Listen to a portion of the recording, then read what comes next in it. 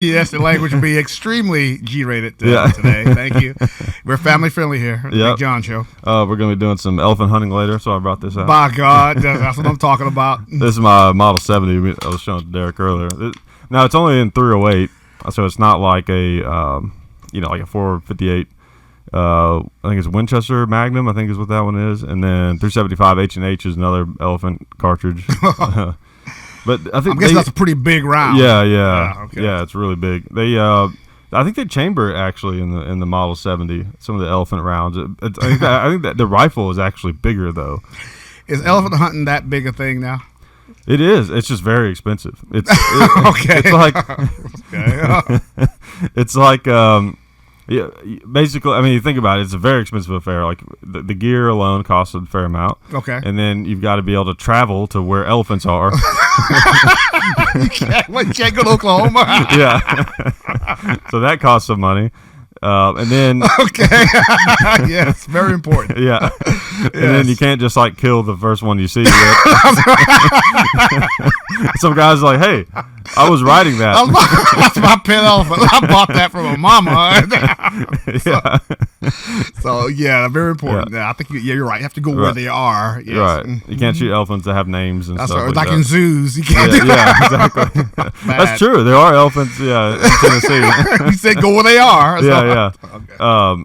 And you have to, from what I understand, you have to actually pay for the elephant. It's like it costs a certain amount of money to kill an elephant. And I assume with elephant hunting, you always probably get an elephant, I would think. Maybe not. I don't know. But I know that's the thing, though. Like, if you're hunting something, like lions, I think. I could be wrong. Someone correct me if I'm wrong. But, like, you pay for the lion. Like, you pay the right to kill one lion in that preserve. And you may not actually get to kill one if you don't find one. I'm pretty sure you're guaranteed to get what you're hunting because I would think you can't so. travel a lot of money. Across the ocean, all that money, lodging, food, and then, I didn't see one. Yeah, it's like, all right, bring in the helicopter. Like, it comes down in a cage. I've heard of those can hunts, though. Somewhere they had can hunts, and these guys are hunting some kind of goat. They call themselves hunters. It's in a fenced-off area. These certain kind of goat. Asian goat, and people are back there herding them towards you. Oh, wow. And these guys are in a hide site with high-powered rifles. Like an M60 or something? Dude, it's a goat. And you got a Mark 70 out there for a goat, and they're herding them towards you. So some people like to call that hunting. It's a canned hunt. Yeah. I mean, it's a sport, I guess, but... come on. Give the animal some chance. Really, I mean, some chance. Yeah. Well, before we get going, I want to do the plugs and stuff. Just want to remind you guys before we get started. Of course, I appreciate all the support we get. Always have to do that because these takes a lot of work and time to put these together and stuff. So don't forget to check out SDI. You can check them out at sdi.edu. Go to their website if you want to do something in gunsmithing. It's a fully accredited online distance learning program. Just check them out. And also Federal Ammo. We used to have to buy all of our own ammo, and they really help us out with that, and obviously we have to have ammo to keep keep our videos going. Comes in handy. Yeah, not so much for this podcast. That's right. I don't think I've ever used Federal Ammo in this podcast, but we appreciate them for sure. But that's the thing with hunting. I'm not anti-hunting, but I've never really done it myself just because I've never had like a big incentive. My son's crying back there. Back in the production room, yeah. He's like, "Oh, come on, Dad, we gotta go hunting when they get older." Which I don't know, we might, but I'm just not. I don't know. I'm not that driven to do it. Like I don't have the patience for it. I feel like you ever been hunting? No. Like you said, the patience thing. You're up in the tree stand or in a blind, and hopefully something walks by. Yeah. I don't. If you hunt to eat, that's a good thing. Yeah. I think if you're gonna hunt, eat what you kill. Right. Ted Nugent, whatever you think about Ted Nugent, that's one of his things. Is like he and there are things I don't like about Ted Nugent for sure. but one of his things is that at least he says this, that he only eats meat that he actually kills himself. Yeah. Which is a good thing. Or in Alaska, if you hit a moose or shoot a moose, they donate it to the homeless shelter. Oh yeah. Excellent idea. And I don't know if the message. I know we're PC here on the Big John Show, but you sitting that bolt action rifle with that cat. That's right. Yeah. Like I sent out the wrong message. So, I mean, if you're not a cat person, you're like, yeah, but and the cat just looked at you like, I wonder what he's talking about. So we'll point that out. He means nothing. He means nothing. It's not what it looks like. Yeah. Oh man, you know what I need for the show? I need like a one of those 360-degree cameras that I can have mounted up there, so that like when something like that happens, like my wife can be back there and like zoom in on the cat. That's right. on a UAV? What's that thing called? That's a military. Of course, it's a military term. Yeah. What? Drone. Drone. Yeah. Drone inside your house. Yeah. That would be pretty cool, actually. A self-defense drone. That's right. Hey, why not? Why not? There's money to be made, dude. Yeah. Like a little miniaturized M1 Abrams tank or something that shoots like 380. Of course, you got to contract it out. There'll be a control room in Omaha somewhere. Oh man, flagging around your house. That's genius. We have to do that, Mr. Hickok. Wake up! There's an intruder in your house. Thank you, Omaha. Thank you. It's like the police just knock on your door and you wake up and you're like stepping over a body. Like John Wick. Mr. Hickok, are you working again? Great movie. I didn't mean to plug it. Great movie. Hey. I still haven't seen it yet. I've heard it's great. You see the first one? No, I haven't seen either of them. Dude, and that is canon. That is. You got to see John Wick. Yeah, I got to see it because I've been hearing it's a great action movie. Oh yeah. And also I know that Keanu Reeves. There was this viral video that's been just everywhere on Facebook of Keanu Reeves training with this guy. What's his name? He's the guy that does those. It's like Terran Tactical or something. The 3-gun thing. Yeah. And you know what? Here's what's funny about. I may have told this story before. What's funny about that guy is when we did that pumpkin carving video. First of all, is everyone saying the sound is okay?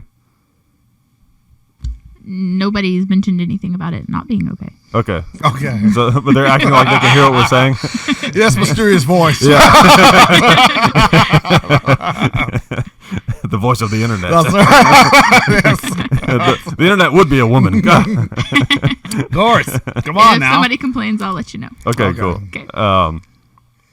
So anyway, we did that pumpkin carving video. The first one that it was actually the second one that got all over the internet, went viral and stuff. Yeah. Back in 2010, I think, something like that. Way back then. Yeah, way back in the day. Yeah. The glory days of the internet.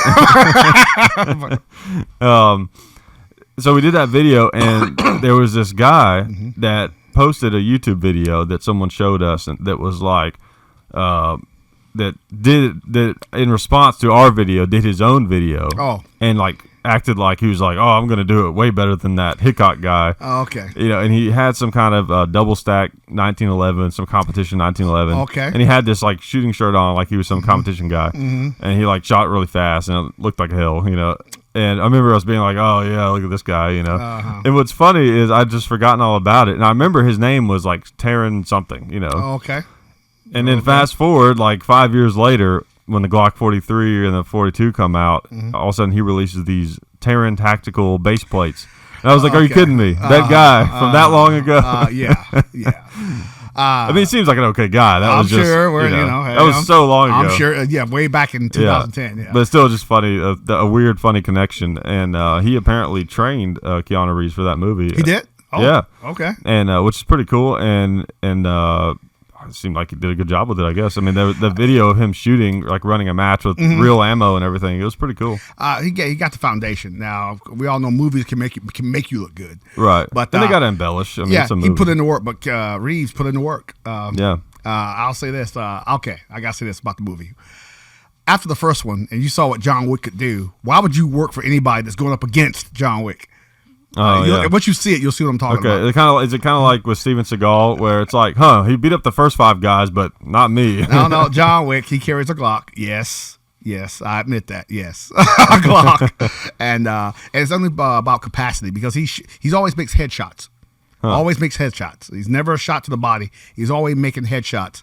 And he's mowing down bad guys 10, 20, 30 at a time. Yeah. Which I understand. If you're killing that many bad guys, you need high capacity. Yeah. Yeah. So, but in this second movie, movie spoiler, he carries a 1911 for a brief segment of it. But his biggest complaint was capacity. Oh yeah. But I'll let it slide. Hey, it's a movie. I'll let it slide. Well, you don't need capacity when you can take out 3 people with 1 bullet. That's right. That's Deadpool. That's Deadpool. Oh, is it?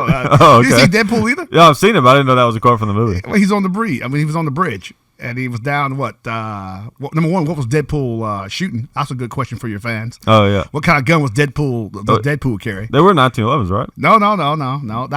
That was. I don't remember it well enough. Deadpool, no. The guy with the 1911 was Agent 47, Hitman. Oh yeah. Okay. And those weren't. Oh, he had like Desert Eagles or something, didn't he? No. Or what did he have?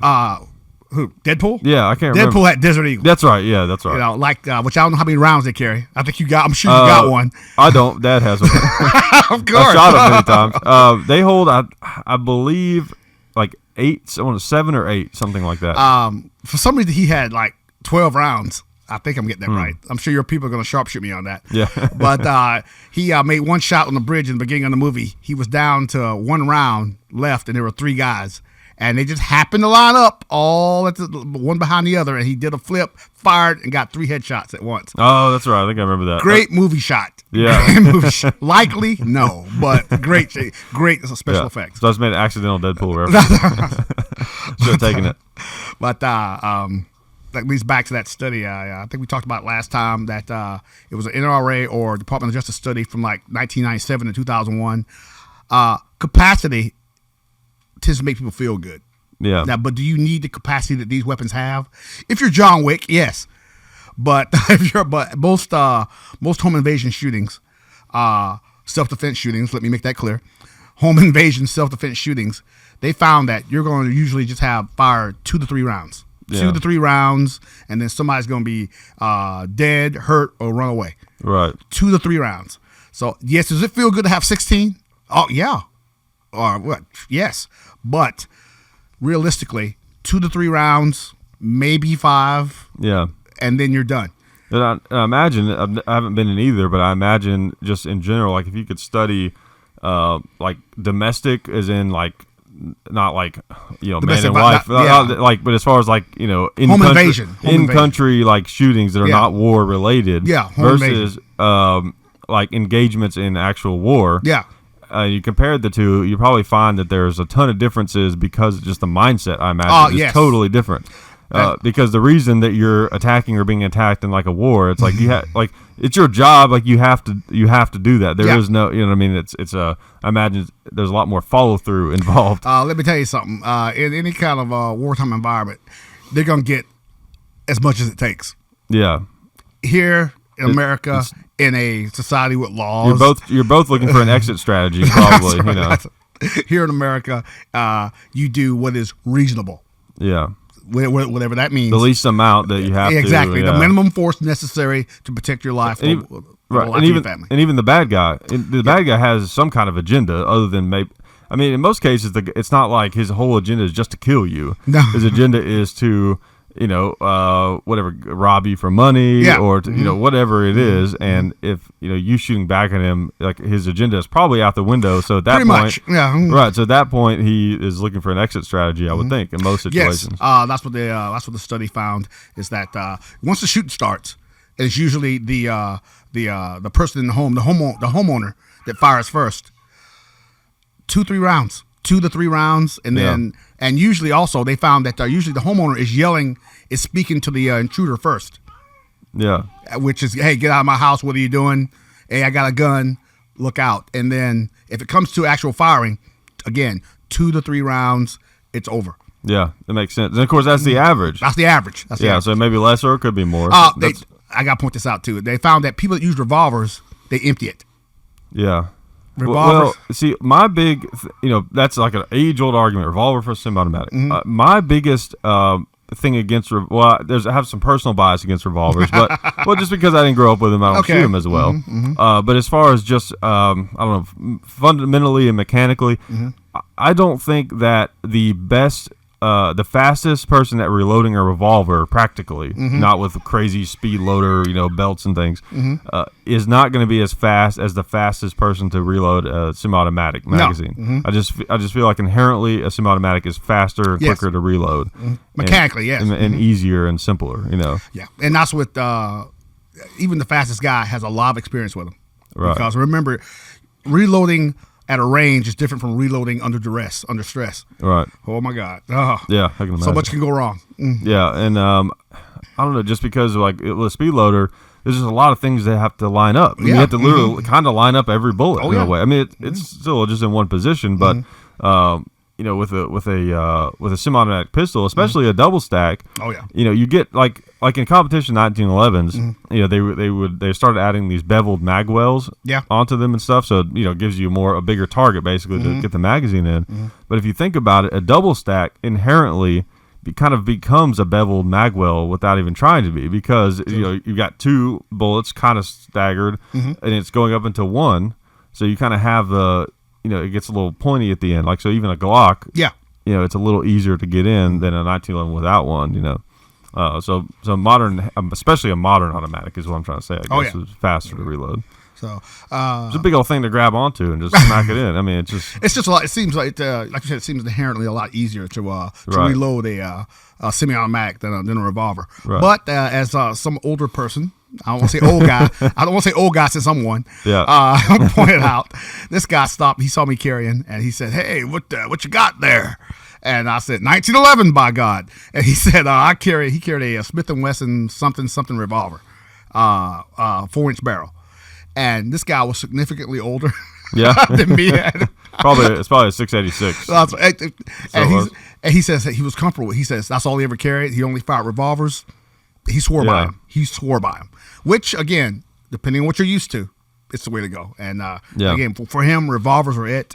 And my favorite, as if anybody out there has to ask. But revolver, I think they're a good backup gun. Yeah.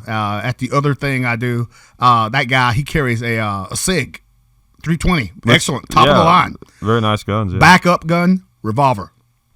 Huh. So, hey. I know that probably the biggest use of revolvers today is as a backup gun. Everybody, from everything I've read, everybody agrees on that. Revolver, great backup gun. Yeah, because I think, while some people disagree, I do think an argument can be made for a revolver, at least for the first 5 or 6 shots, depending on how many you have and how many it holds. A revolver is probably more reliable than a semi-automatic for the first few shots. Assuming it's clean and everything, it probably is. So as a backup gun, a little 38 5-shot, 642 Smith & Wesson or something like that, it's probably a good, decent choice, I would think. I saw this security company that should remain nameless. Am I aware of this security company? They're out there in their nice, pretty uniforms, and this guy had this big hand cannon on his hip. Big revolver, chrome. 500 Magnum. I mean, the gun was almost as big as he was. Yeah. Big revolver, old school, Dirty Harry revolver. I went, dude, you're at a bank.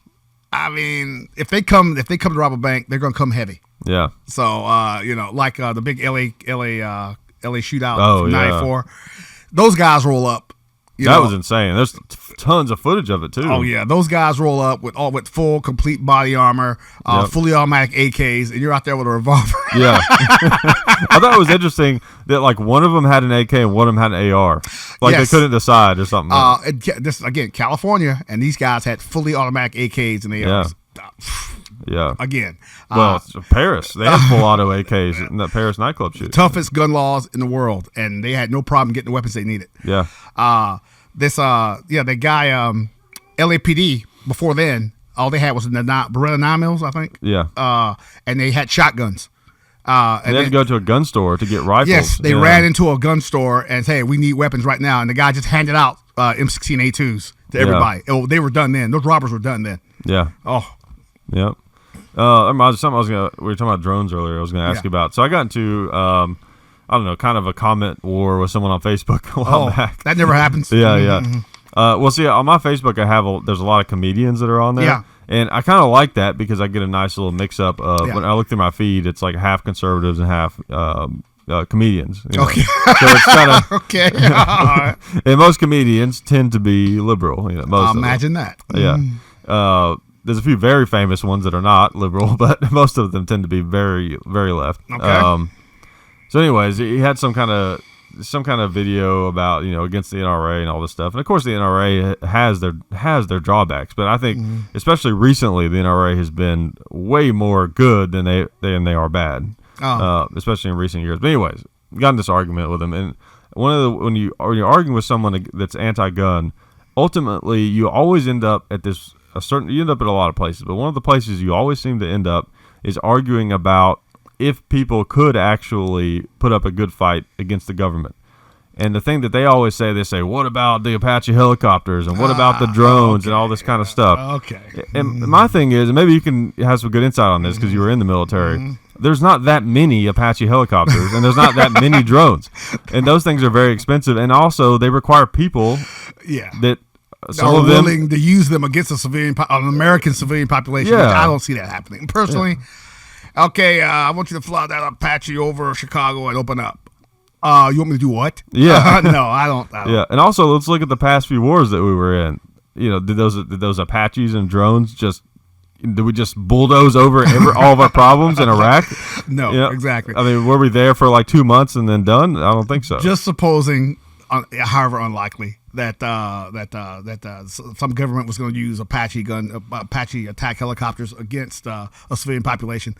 Okay, after the first day, the civilian population is like, you know what? I'm not going to run outside the open anymore. Yeah, I'm not going to do that anymore. Yeah, which is like what the people who were fighting in Iraq and Afghanistan eventually figured out. That's why they use things like IEDs and stuff like that. And also another tactic that somebody somewhere used was that Apaches are huge. Yeah, I mean, unless you stand next to one, you don't realize how big they are. How are they compared to a Black Hawk? Are they similar? Similar size. Yeah, okay. Or maybe a little bit taller, but it's just as long. Okay. Problem is that when you're in a fighting, like I say, an urban combat type environment, the only way you can really see anything or hit anything is to get down there with them. They are huge, which a big problem they had in certain parts of Iraq was that they're huge, they're easy targets. So to avoid damage from ground fire, they had to fly up in the stratosphere, which made them pretty much ineffective against people in that little building over there. Yeah. Now, other helicopters, so like OH-58 Delta, which is like Vietnam era, could get down low in the buildings. Are those things they call little birds? No. Okay. They are OH-58 Delta is actually it's an observation helicopter. Well, okay, man, here we go. Okay, it used to be an observation helicopter, but it's armed now. It has rockets and 50 cal on it. Okay. But per doctrine, I think they retired the last one. Per doctrine, a AH-58, all the weapons on there on the AH-58 Delta are for self-defense. Okay. And I guess if you call shooting those guys out in that field, that's defensive. Not defensive. They were thinking about shooting us. So they were very, in the role they used, in the role they were used in Iraq, they were very effective. Right. Highly effective. But a lot cheaper than Apache. What, $24 million a piece? Yeah. A lot cheaper. Just as effective. Also, another thing too, that is a requirement for things like Apaches to function, for them to have more of them, is they got to be built by somebody. True, and also ground support. They got to have fuel, mechanics, electronics personnel because they're always breaking. The more complicated a piece of equipment is, the more likely it is to break. Right. So they're last as far as I know, they're maintenance intensive. Right. I was a 58 guy on this certain fort, and my shop had like 9 guys across the way. An Apache unit did the same thing. They had their shop had like 24, 30 people in, if not more. Wow. Very high maintenance, effective. When they work, they're effective. You can't touch them. They're undefeatable. But they were made for the big, northern German plane when the Soviet hordes came charging over. Are they kind of our answer to that? What's that that giant Russian helicopter? The Han D. Yeah, okay. Is that sort of our answer to that? Yeah, the Han D. It's not as scary as it used to be because as they learned in Afghanistan back with Reagan, they gave them what's that missile? Scud? Right? No, Scud. That's shoulder hill, not Sidewinder. I should know that. Not Red Eye. Yeah. Anyway, there's this missile that a guy can use. It's man portable. He puts it on his shoulder and he can shoot down helicopters with it. The Russians were running roughshod over these guys initially. Yeah. They were terrified of these helicopters. The Afghans were terrified of these helicopters until the United States started handing out the surface-to-air missiles. Yeah. All of a sudden, they start knocking them down left and right. So a Han is huge. It's a flying tank. Yeah. In fact, I believe the windshield could take a 20-millimeter cannon hit. Wow. That's a tough windshield. That's insane. But they can carry troops. It's a flying tank. Problem is, it's so big it can't hover. It's a huge aircraft. I know they were terrifying in the movie Red Dawn. Oh yeah, especially because they have rifles like this at first. You know, hey, it's Patrick Swayze. Come on, that's right. Come on, Patrick Swayze, get out of here. Come on, it's nothing for him. What's that guy with him? Sheen, one of the Sheen. Martin Sheen. Yeah. Charlie Sheen. Charlie Sheen. Yeah, Tiger Blood guy. Charlie Sheen, his pre-platoon days. Yeah. Yeah. He was making $1 million an episode for that show. Two Men, 2.5 Men. 2.5 Men, $1 million plus episode. He just quit. Yeah, playing himself basically. What a burden. What a burden. All right. Anyway, but basically, this idea that the left always drags out, whenever you're having that discussion, is that like, oh, why do you need your assault weapons for freedom? Like the government, you'd have no chance against the government. Not that like I would ever want something like that to happen, but I kind of look at it the other way around. I mean, if the government became so tyrannical that they were attacking the civilians, even the small number of people who would resist, it's so many. I don't think they would have a chance against us. I mean, we couldn't. I mean, look at our experience with Afghanistan and Iraq, and how devastating the IEDs and all this kind of stuff was. There would be no big open battle. It would be a guerrilla war. Right. Admiral Yamamoto from World War II said that an invasion of the United States would be virtually impossible because he spent time in the United States, and he said if any country invaded the United States, there would be a gun behind every blade of grass. Yeah, and also like Vietnam, we're fighting like third world countries. Yeah. People of very low education. In some areas, farmers basically. In America, it's a very, very cultural area. There's a lot of people that have money and have lots of guns and have a lot of vehicles and the means to build things and make things and shops and businesses and lots of secluded places. Mountains, forests. I mean, hey, it would be okay. I'll tell you one commercial. It had to be some anti-gun people that made it with a guy. They said the guy goes into an office. Oh yeah, yep. I know what you're gonna say. with the muzzle loader, fires off one round. People start running everywhere. He spends the next 3 minutes trying to reload. Except in reality, if you went into the 1700 version of an office with the muzzle loader trying to shoot some people, you'd be done. Because everybody else is armed, right? Yeah, or at least has a knife or something. Exactly. But okay, I'll give it up. Funny commercial. It is funny, yeah. And he misses point blank. I'll give it up. It's funny, but I don't see. I say this. I think we touched on this before. You don't see many shootings in like down south. Yeah, there's not as many. There has been some, but not as many. Yeah, not as many, and I think that's the more likelihood that people are going to be armed. Yeah. I'll point out that episode. The guy who shot from that tower in 65. Was that the thing in Texas at college? Yeah. Yeah. I saw there's a museum. It's really cool. If you're ever there, you got to check it out. It's the Texas Ranger Museum, I believe, one of them. And it's in San Antonio. It's at a place called hey DJ, what was the name of that bar where that museum was? Do you remember? My wife is the DJ. In San Antonio? Yeah, in San Antonio. With all the weird animals? Yeah. I think it's the Buckhorn. That's it, the Buckhorn Saloon. Okay. And it's in San Antonio, Texas, and then there's this like really cool Ranger museum in there. But anyways, they have a uniform from one of the police officers that has blood on it from that when that happened. Oh, it's really interesting to see that. I point that out because also it was a different time then, of course, 66, whatever. Yeah, something like that. It was a different time because I saw footage of this guys up in the tower blasting away, and people are pulling up in their car, their POVs, their personal cars, pull out their rifles, shooting back at him. Yeah, and you know what? I just thought of, I hadn't thought of before, is that you think it used to be like the mass shooter, you thought of them climbing a tower. Yeah. That's probably because other people had guns, but now they realize that they don't need to climb a tower anymore. There's like, tower? Why? These people don't have guns. Just walk right in. Like you don't need a tactical advantage when no one has guns. That's right, exactly. I mean, but not to laugh. But it was a different time then. I do like the fact that that just average citizens thought, you know what, that guy's shooting at people. That's BS. We're going to stop that. And took action. So I think that's a good thing. Right. Should it happen today? Probably not. Probably not. Well, I mean, that's another thing that sometimes the anti-gun side will say is like, oh, you mean you don't want civilians just firing off around? It's like people are already getting murdered. I mean, you got to try something, Okay. I mean, even if like the Aurora shooting, let's say, for example. It's a compact movie theater, packed house. If a civilian started firing off around, there's a really good chance that someone innocent is going to get hit. Yeah, but they're already getting massacred in there.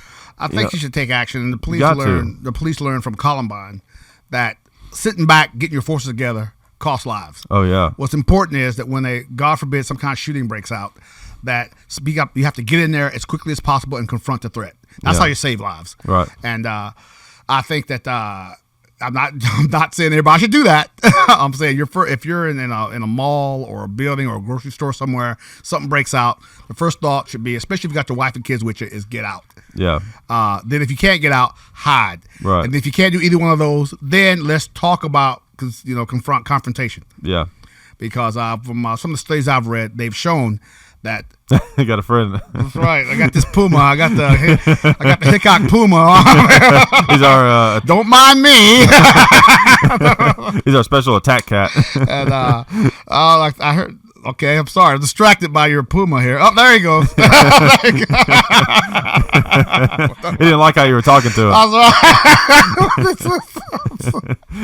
Anyway. I don't feel like I'm really getting the respect I deserve right now. So he said, what was I even talking about? But no, they found that if you run, if you cower, beg for your life, this person who already has a low opinion of people in general in the first place, you're going to confirm what he's thinking. Right. There have been incidences where people who are unarmed confronted a shooter and the guy gave up.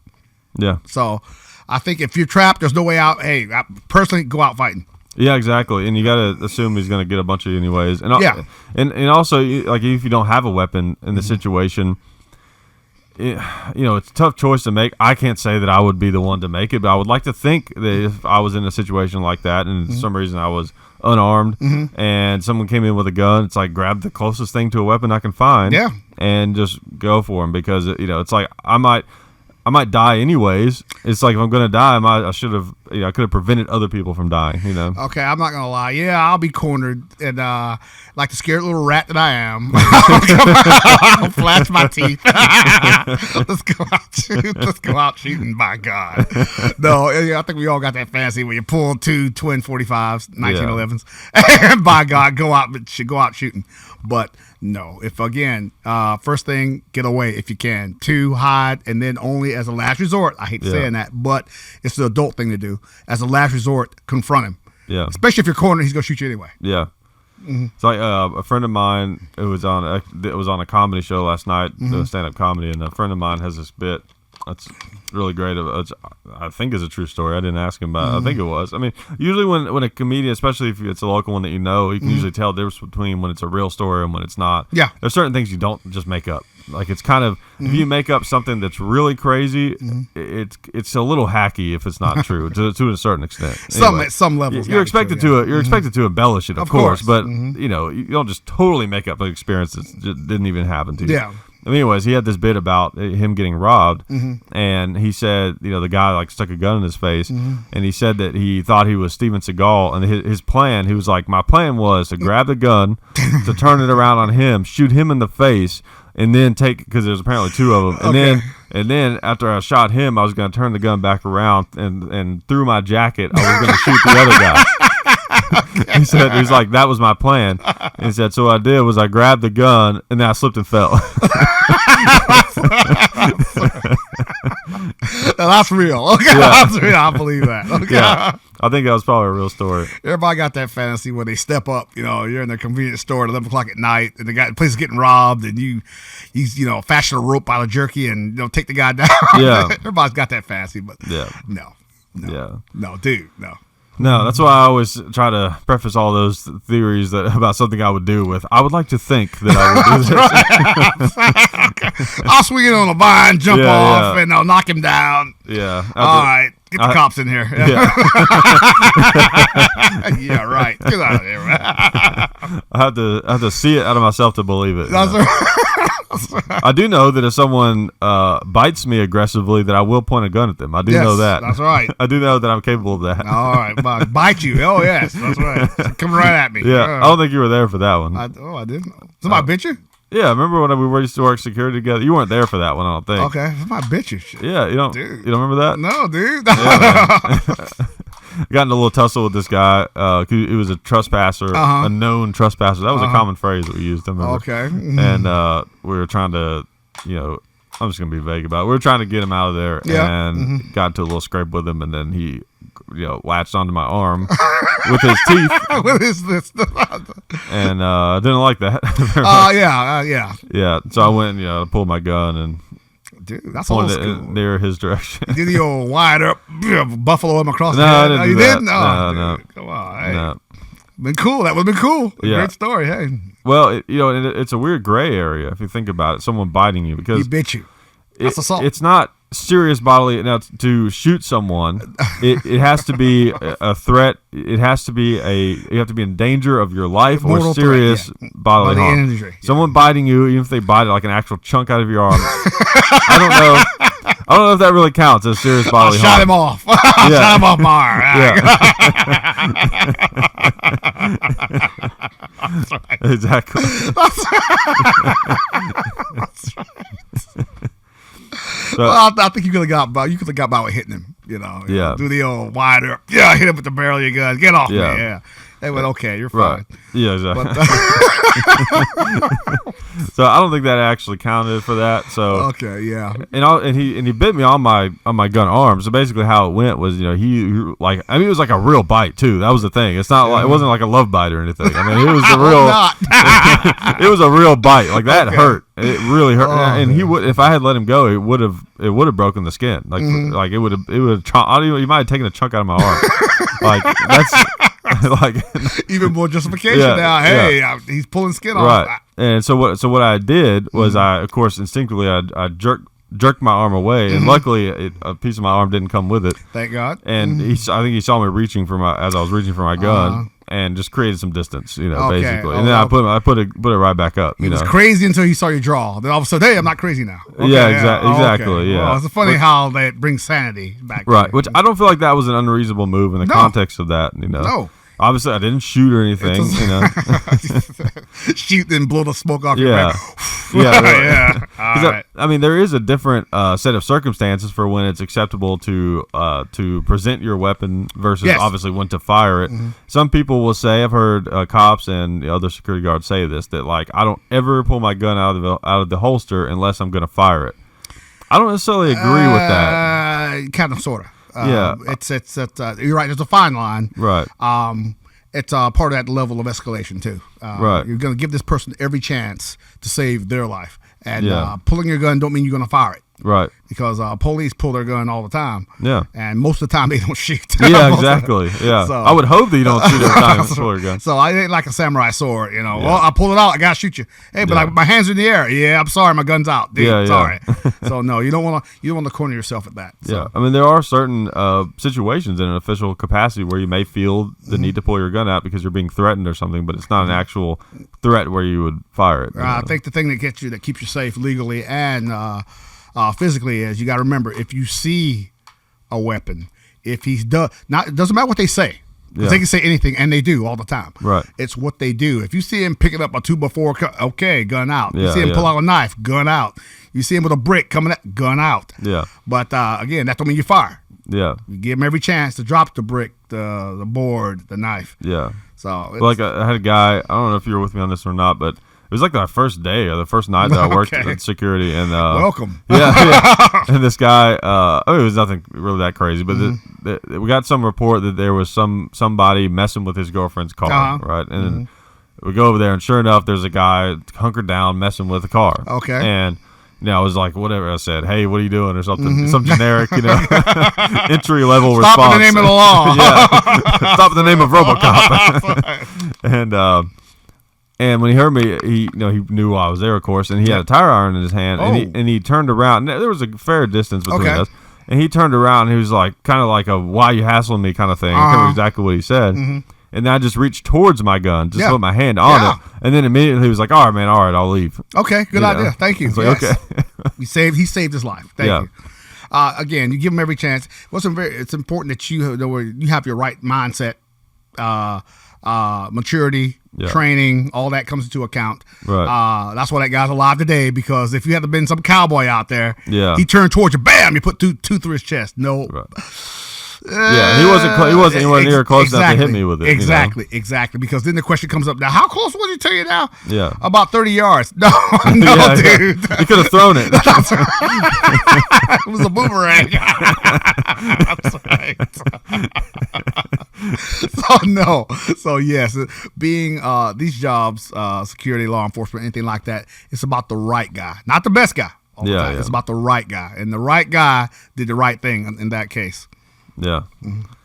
Hopefully, I guess. Yeah. No, you didn't. You couldn't blast him because I think it was you that it was that same place we were talking about, and some dude who claimed to be this guy had the best rap I ever heard. You know, he was about 5'8", about 260 pounds, but he's like, martial arts expert. I disarmed a guy, you know, he had the drop on me. He was 4 feet away from me, but I did this old jujitsu move and disarmed him. Whoa, dude, excellent. I got a call one night, and the guy was his partner. And he says, dude, you got to get down here right now. I says, what happened? Dude, you got to get down here right now. So I jump in the car, take off, drive 40 miles to get to this place. And he told me what happened. Apparently, Mr. Kung Fu Jiu-Jitsu expert, you know, super security guy, the partner was walking ahead of him, and then he turned around and he sees the other security guard number 2, standing there, an unknown gangster with the guy's gun in his hand, with the security guard's gun in his hand. Heard about this. Yeah.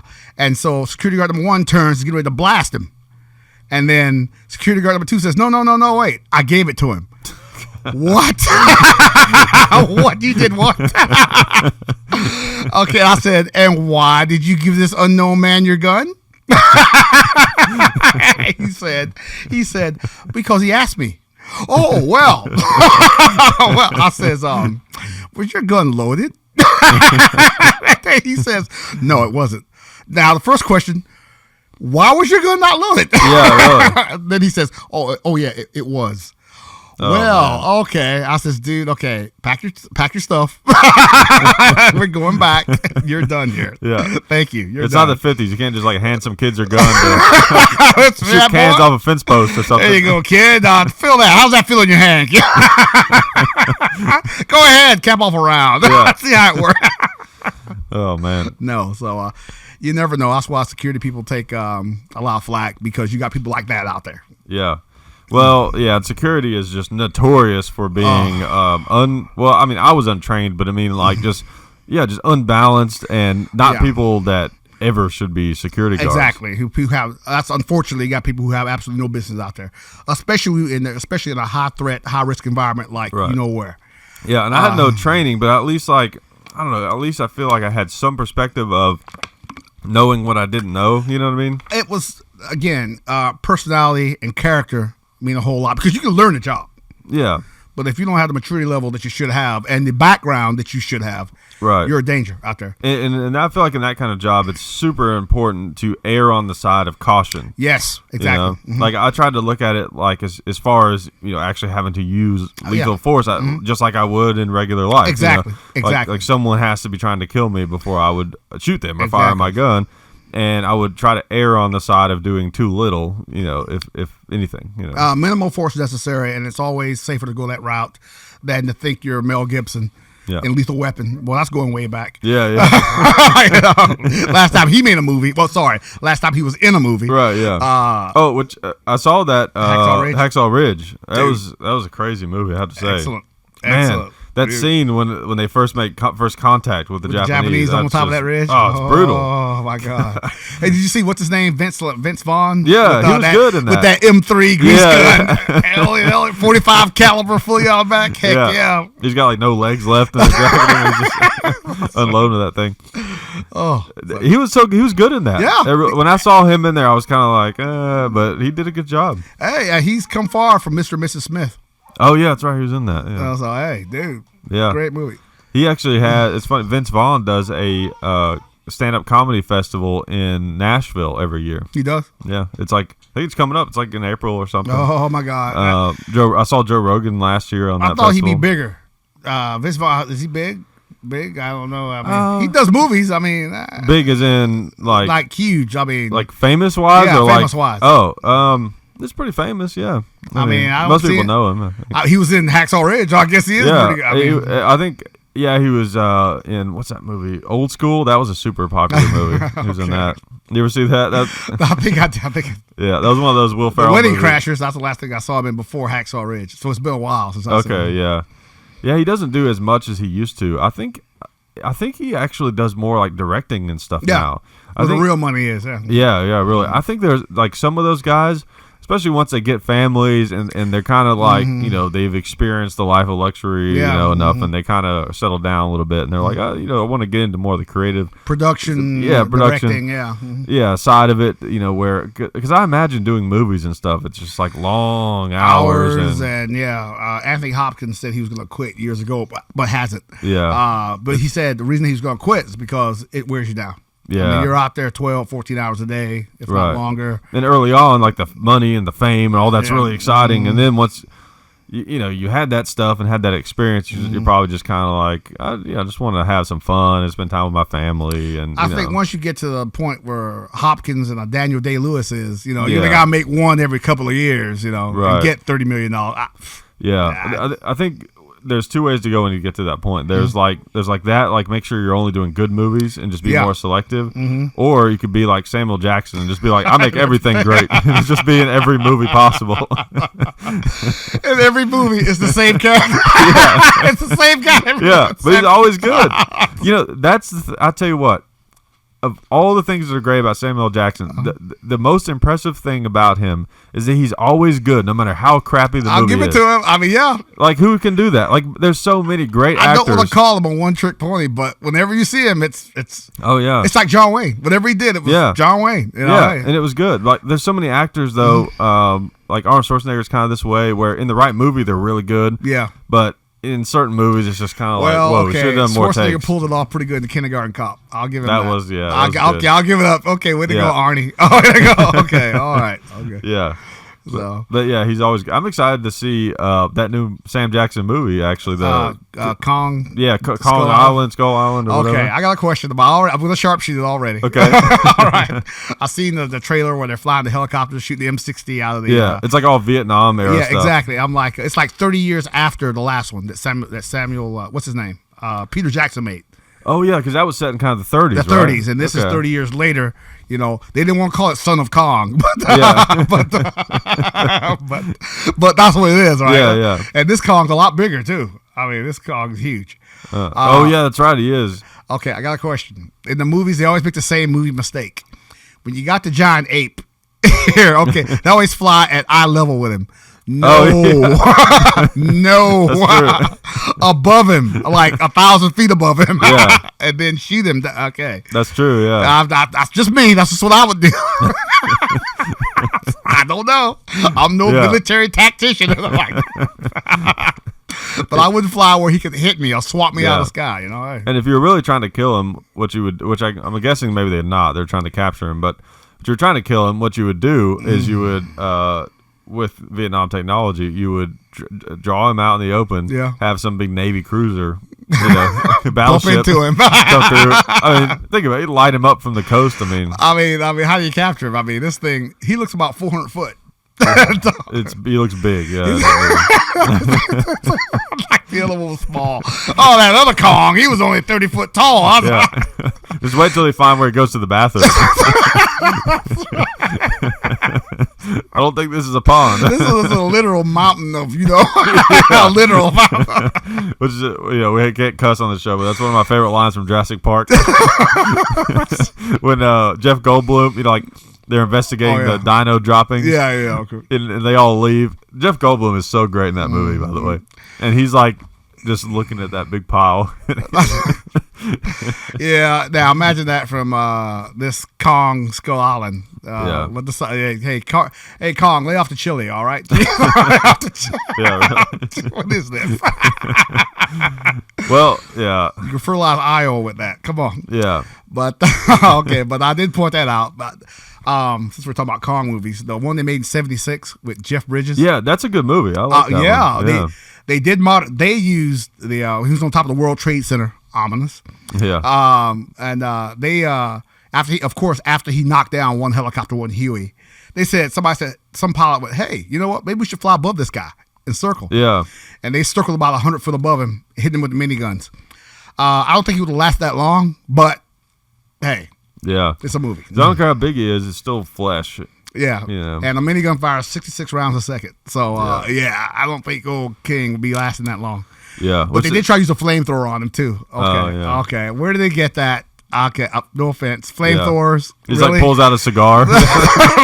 Really? Come on, flamethrower. Yeah, come on, dude. Which they have I told you about the new minigun that they have that came out. Yeah, I think I saw a picture of you holding one. Yeah, it's called the cat's trying to get back in. That's right. Yeah. I've got this people, you guys can't see this, but I've got this carpet that used to be downstairs. And it's like, I roll it up. Oh, he figured it out. It came in. It's rolled up over the door, and I just drop it down for sound. But anyways, it's called the XM556. Uh-huh. And that thing is insane. I mean, it's a lot heavier than it looks. Well, you can imagine it would have to be heavy, but it's a chunk. Is it the old Jesse Ventura, Predator? He's holding it, firing. Basically, but a lot smaller, yeah. Well, that was 5.56 he was firing. I was 308, I believe that one was. Whoa. I'm pretty sure, yeah. Which is what makes it a little unrealistic. But I have seen it done on YouTube. You can apparently hold one and fire it. But now the XM 556 is designed for that. That a person can hold. Yeah, and I think it shoots even faster because it shoots like 100 rounds a second. Is it like home defense or what? Home destruction only. Yeah, absolutely, positively have to kill everybody in the room. Yeah, and everyone in the room with the house next door also. Okay, I stole that line. That was from Samuel Jackson, from Jackie Brown. Yeah, that's right. Yeah, I remember that. Yeah, and they're watching that DVD or that VHS tape of like girls with guns. The AK-47. Where you absolutely positively have to kill blankety blank blank blank blank in the room. See, I told you we're G-rated here. Robert De Niro was so good in that movie. Like he didn't take any crap from anybody. Well, okay, what's her name? Bridget Fonda. She kept messing with him. Yeah. Hey, he's armed. You know he just got out of prison. What are you messing with this guy for? Yeah, I loved his reaction too. Whenever she like basically asked him if he wanted to have sex, he just kind of like, I mean, why not? Yeah. Well, it was Samuel L's old lady though. I mean, and then but he had a bunch of those. Yeah. And Samuel L says, "Well, let me guess." They were in the bar with De Niro. Yeah. And he's like, "Hey, how close are you and what's her name?" He says, "Let me guess." She started hitting on you as soon as I left, right?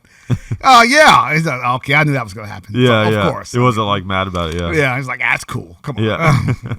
Dude.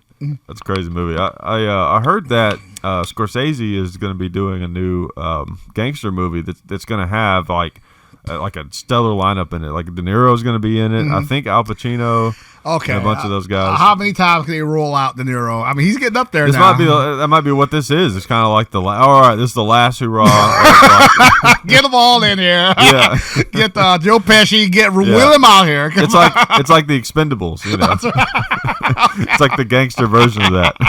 All those guys on the Sopranos. Get them out here. Come on. Okay, come on. Yeah. So okay. Which I hate that show ended. James Gandolfini died, of course. And that ruined the chances of it coming back. I think nobody liked the ending though. Yeah, a lot of people didn't like it, but man, how do you end a show that iconic? I think people want to see Tony get it. Yeah, see, I didn't. Like Tony was obviously not the most desirable character. He had some flaws for sure. He said his character was a lovable gangster. Yeah, and I kind of, in a way, you sort of root for him. Right. I don't know. It's weird, maybe, but like I wanted to see him turn it around.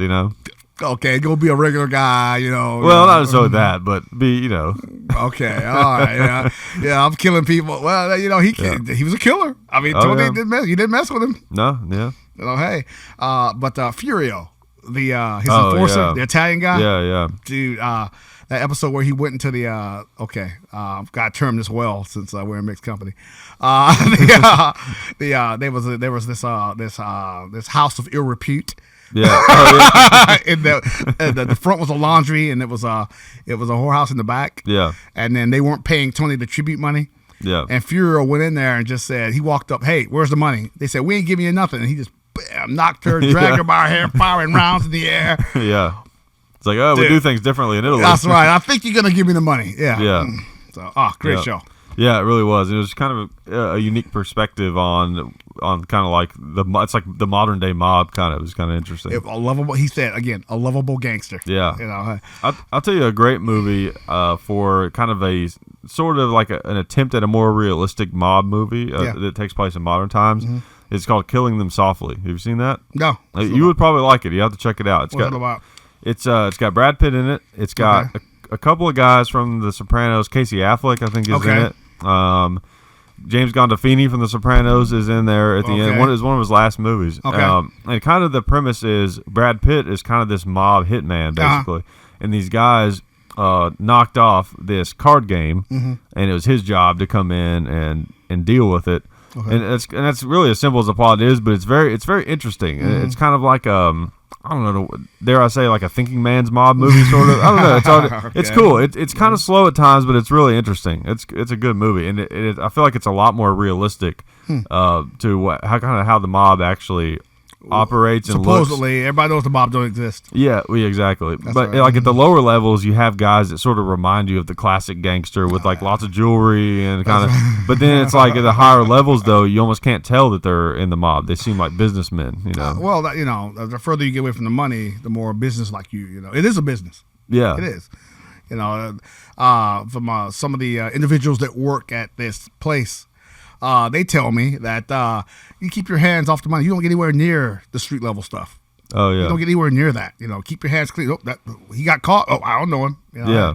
So So I'm not surprised. Yeah. It's kind of interesting. I guess like the hard part is getting to that point without getting caught or in jail or killed or something like that. And then once you get to that point, I guess maybe it's a little easier, but still, just because you're keeping your hands off it doesn't mean there's no connection. Oh yeah, I mean, yes. Unless you're taking no money at all, you're just like a mob boss working at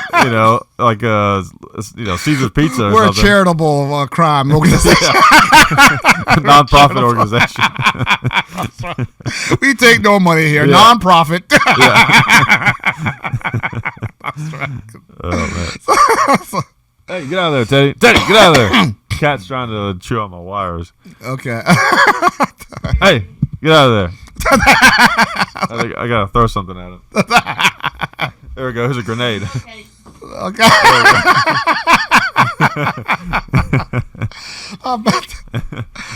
Hey, so the live stream is all good and everything back there, right? Yeah. Comments still rolling in. Are there any good questions back there? We can maybe answer a couple of those. Let me look back there. I saw a few good ones. Anything that's not too weird? Yeah. Here we go. Yeah. All right, guys, listening. This is your time to ask us normal questions. MKL257 says. You don't have to say their screen name. Sorry. Just ask a question. But first time. Best concealed carry gun. Best concealed carry gun. What do you think, Derek? Personally, subcompact 1911. Thank you. Yeah. N45. And they make some good concealed carry 1911s. I mean, they have some like subcompact versions that have alloy frames and stuff, and those have gotten a lot better. A lot of people are against your 3.5 inch barrels, but remember, it's close range gun. It's close range, point and shoot. Yeah, does the job. Fits in your pocket.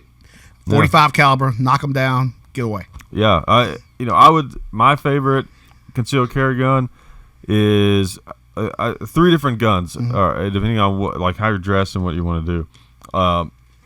Smallest, I like pocket 380s. I'm a big fan of those because they're so small. You've got 6+1 rounds of 380. 380, it's not a 45 ACP, but it's not a 22 either. It's a decent little round.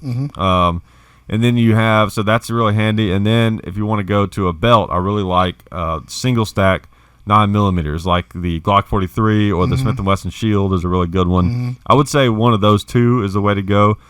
The XDS, which is a Springfield gun and 9mm, they're great guns, but they're just a little on the heavy side for that. And then if you're going something a little bigger, I like the Glock 19, and I like the 1911. The one I have it's a full on America 5-inch all steel, ivory handle. So it's a little heavy. Not a good concealed carry. I will admit that. If you're gonna go concealed, Commander is about as big as you need to go as far as 1911. And but again, subcompact. Right. 1911 5 rounds.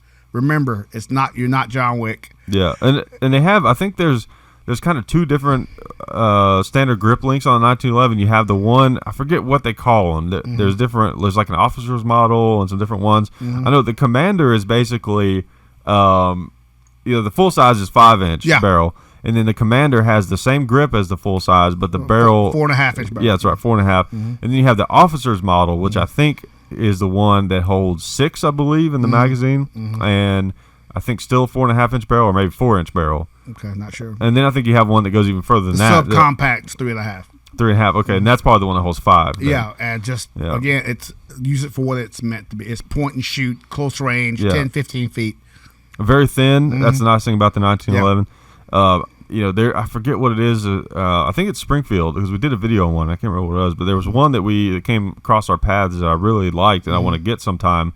And it was a 9mm, which I know is sacrilegious to you. I know. Come on now. Yeah, I know. But you get a little extra rounds, and it was alloy frames. It was very light, and the recoil was pretty controllable.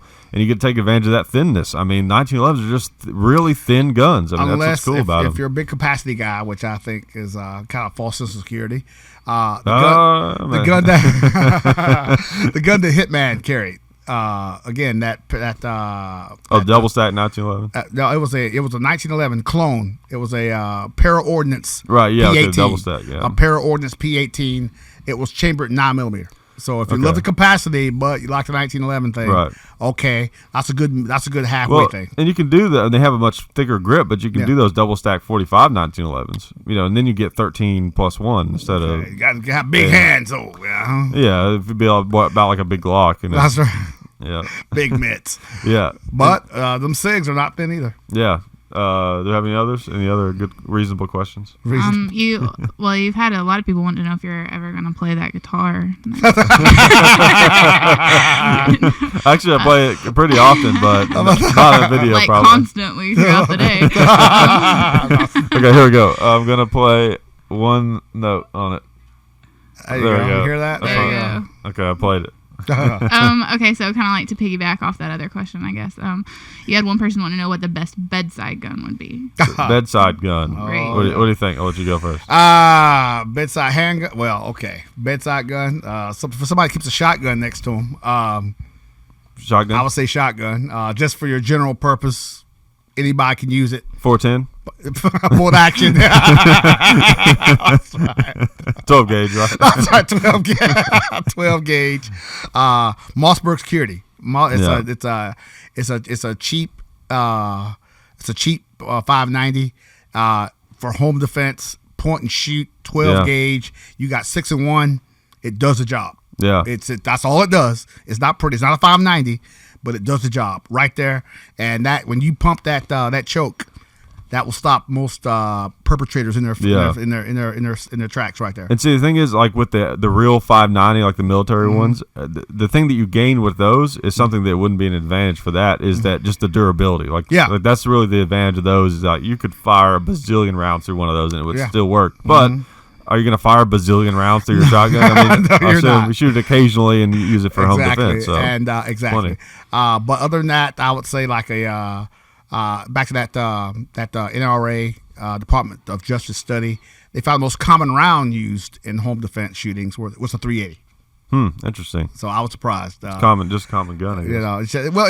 It's usable. It's easy to use. And I wouldn't say of gun people, real gun people. I wouldn't necessarily say that's probably true. Average Joe. Because see, like I carry a 380 often, but. For example, my bedside gun is a Glock 21 with night sights on it. Of course. Of course. Come on. Because the Glock 21, all size and carry all that stuff aside, the Glock 21 is my favorite Glock. Yeah. I just don't carry it because it's.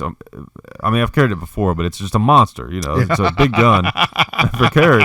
But for just sitting, on the nightstand next to you, it's perfect because 13 plus 1. You know, it's big, it's easy to shoot, nice, big, it's clear. I've got night sights. I think it's got the True Glows on it. Which I don't know if you use those. Those are nice. I like the little fiber optic ones. Yeah, I've seen them. Don't use one, but I've seen them. Yeah, I like them a little better than like the tritium.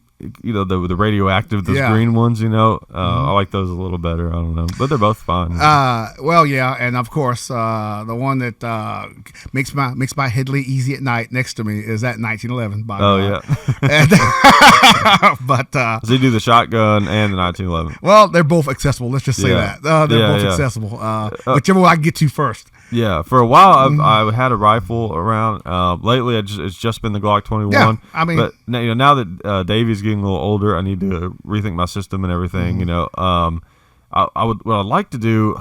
You know, shotgun is a great home defense weapon, but I like the idea of having a rifle. So I'm need to start looking into, and I know there's some options out there. I want to start looking into some options where I can have a rifle by my bed that's accessed quickly, but also is safe. I know those AR pistols. Well, that would be an interesting idea. I don't have one anymore, and they are kind of expensive. I don't know. I may think about it at some point, but I mean, like, you know, I've had this idea forever, and I just have not done it yet, and I need to at some point. But I've had this idea for the perfect home defense setup, and I just have not done it. I need to do it and then make a video and show how I did it. Is get a plate carrier, with plates in it, preferably. Okay. At least the front plate, right? That's right. You know, save my pennies and get the back plate eventually. Later on. I don't plan on getting shooting the back running away. Like that guy from, was it Black Hawk Down? Yeah. Who got shot in the back. I don't know if that's true or not, but he did in the movie. Anyways, so a plate carrier with plates in it, and then have a chest holster mounted on the carrier with my Glock 21 stuck in it, and then spare mags on the chest carrier. And then also having a flashlight on there. Basically anything that I might need. Right there, one place. It's it's literally mounted on there. And I even thought I could have like a little phone holder on it. Okay. Literally, like, so at night I put my phone, in that carrier. So there, I know where to, so like reach over and need to grab it or something like that. I can grab it easily. But then also, like, if something goes bump in the night, I can literally throw that thing on, and I've got everything I need right there. I don't have to take time to put my pants on. Let me find my shoes. Yeah, exactly. You know, so I've got everything I need, and the phone is an important part of it. It's important that you be calling 911 as you're getting ready to go out there and take on that dark noise. Right. Exactly. So like. And then another thing you could do is you could call 911 because this happened to me when we worked security. They stay on the line, so you can call and then be like, okay, I'm gonna put the phone in, and then they can hear everything that's happening, and that's something you can use as evidence for your case in court. Exactly, and also that the police are on the way and about how far out. Well, they won't tell you how far out, but that they're on the way. Right. And you got, like you said, the recording everything that you're doing again, which protects you legally. Right. Exactly. They probably wouldn't want to put them on speaker. No, they might hear where you are or something. But but another thing I was gonna say is then if I had a rifle, I could also have some mags for that. On the true, carrier. But for not home likely defense, to need it, home defense. If it if it's the big John Wick shootout, that's gonna come in handy. But hey, remember 2 to 3 rounds, they're gonna take off running, or they're gonna be laying there. Yeah. So hey. Yeah. And then the police roll up. Oh, you stood there with your with your rifle across your shoulders. There he is. Drag him off. No. Yeah. Gotta be careful. Yeah. All right. We got any other ones? Any other good ones? Let me look back through here. A few people were wanting to know like what manufacturer of like 1911s back when you guys. I don't know if you guys want to go back to 1911s or not. Yeah. Derek hates to talk about. Is there anything else? Is there anything else?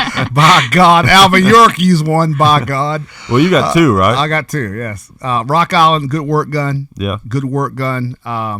I'll say that because if you're ever have the misfortune of having to use your weapon defensively, police probably gonna confiscate that weapon.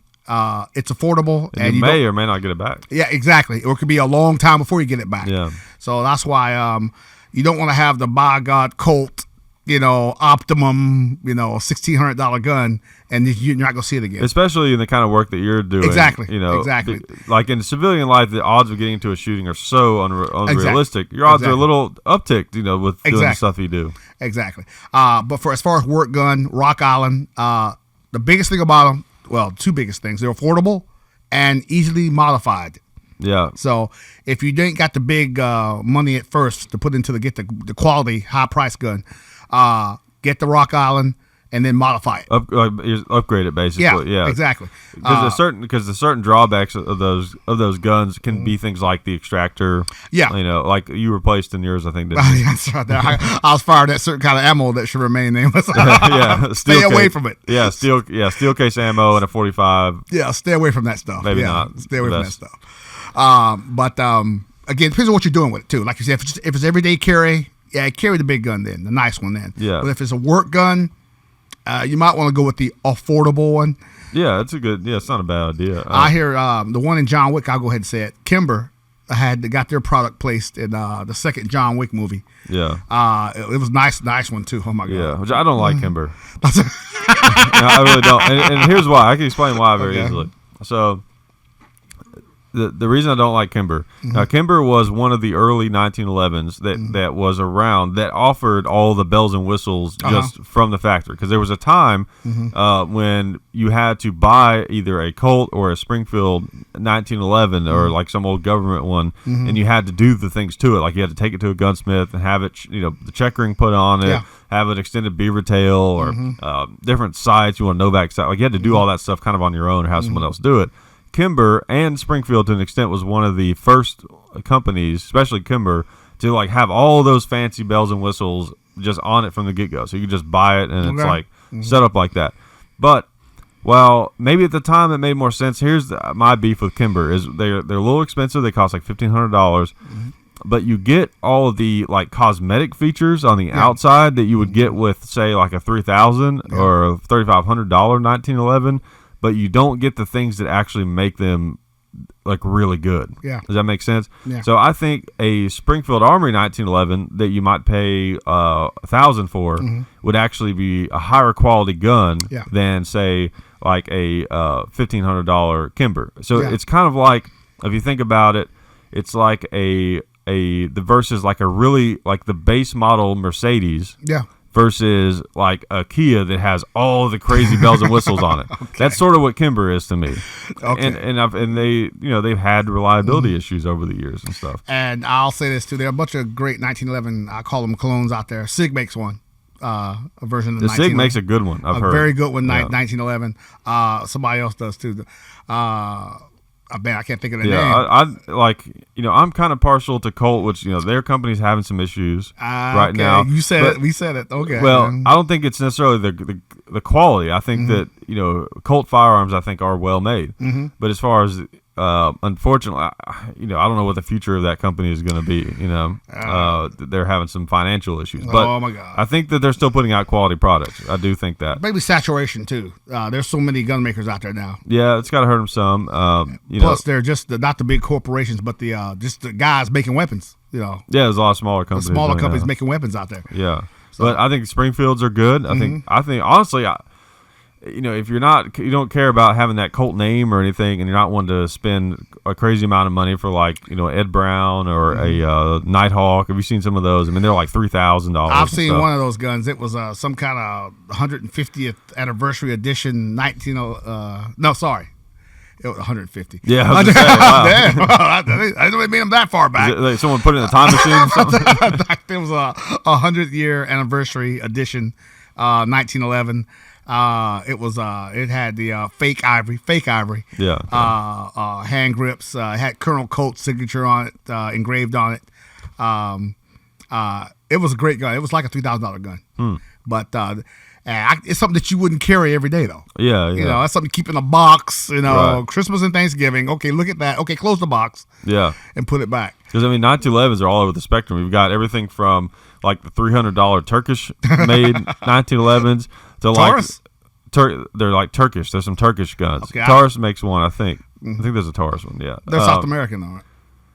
I think so. Okay. I think so. And then all the way up until like the most expensive 1911, the one that was made out of a meteorite, which cost like $1.5 million or something. Okay, that's somebody with a lot of money. Okay, a lot of time too. Yeah, that's for sure. But it depends on what. I'm a traditionalist. I tell people I can't afford that new stuff. Yeah. Glock. But over 1911s, a lot of them are more expensive than Glocks. So. Okay, all right. I know so. Okay, okay, all right. but traditionalist, as far as again, my old man, World War II veteran, he carried one. Yeah. By God, Alvin York. Okay, well, it was good enough for Alvin Cullum York. It's good enough for me. You got to get you an old GI one of these days. Oh, man, I've seen one for sale. It was a 1943 version. Yeah. Oh, wow. Had the old the loop for your lanyard. Oh, that's cool. Oh, dude. Oh, yeah. Piece of history. You know, they've gotten pretty expensive nowadays. Yeah, this one was up there. Yeah. Sometimes you can find them where, like, I don't know, the slide is mixed matched or something, you know, that's cheaper, you know, something like that. But they get pretty expensive. That's not something that you fire. That's something you look at some, in a case. Yeah. Okay. Maybe correct me if I'm wrong. Correct. This is something I heard too. Some of your older weapon, your legacy weapons, your M1s from World War II, 1911s. Modern ammunition is destructive. Some of them. Now I know, like in the M1 Garands, you have to be careful about firing some 30-06 ammo because. Like 30-06 is used as a hunting round for the most part now, and some of it's loaded up a lot hotter than that was originally designed to be fired in the M1 Garand. Okay. So Federal actually has a load. It's like an M1 Garand specific load of 30-06. Same thing in 308. They have like an M1A 308 load. You know. I heard that. I'm thinking if you had a vintage weapon like that, you wouldn't fire it. Yeah. Rarely, if it. Well, at all. I don't know. I mean, they can take quite a bit. You know, maybe it just depends. Piece of history. This thing came ashore at Normandy. But there's still a lot of them out there. That's the thing. There's still quite a few of them out there. I've heard that there's some kind of ban on importation of the Korean War M1s. Yeah, that's right. That's some good news recently. There was a bunch of Garands that we gave, I think, to the Koreans. South Koreans, the South Koreans, and then they used them for a while, and they were done with them, and they were trying to give them back to us or sell them back to us. Okay. And Obama freezed it. He wouldn't allow them to bring them in. Originally, they were going to or something, but then he decided not to because there's all these gangland shootings with M1 Garands. That's right. Yeah. When you hear the ping, that's when you know they're after you. Rush them. Yeah. Yeah. Okay. But now that we have a new administration, whatever think about that, they're going to allow that to go through apparently now. So we may have some more affordable M1 Garands on the market. There are a bunch of them because they supplied the whole Korean Army for at least 40 years. Yeah, I'm really excited about that. It's supposed to be a bunch of new 1911s that were being released too. I heard. Again, same thing. We supplied them to the South Korean Army. Now they're like, okay, here you go, take them back. Yeah, it's like, why not? You would think that the government could.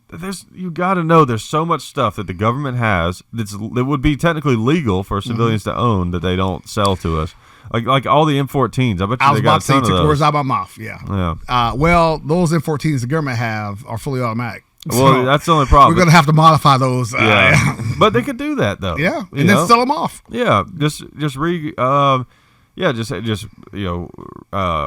convert them back to semi-automatic, reclassify them or something. Even if they had to put like a new serial number on, what do they got to do? That's a cash cow.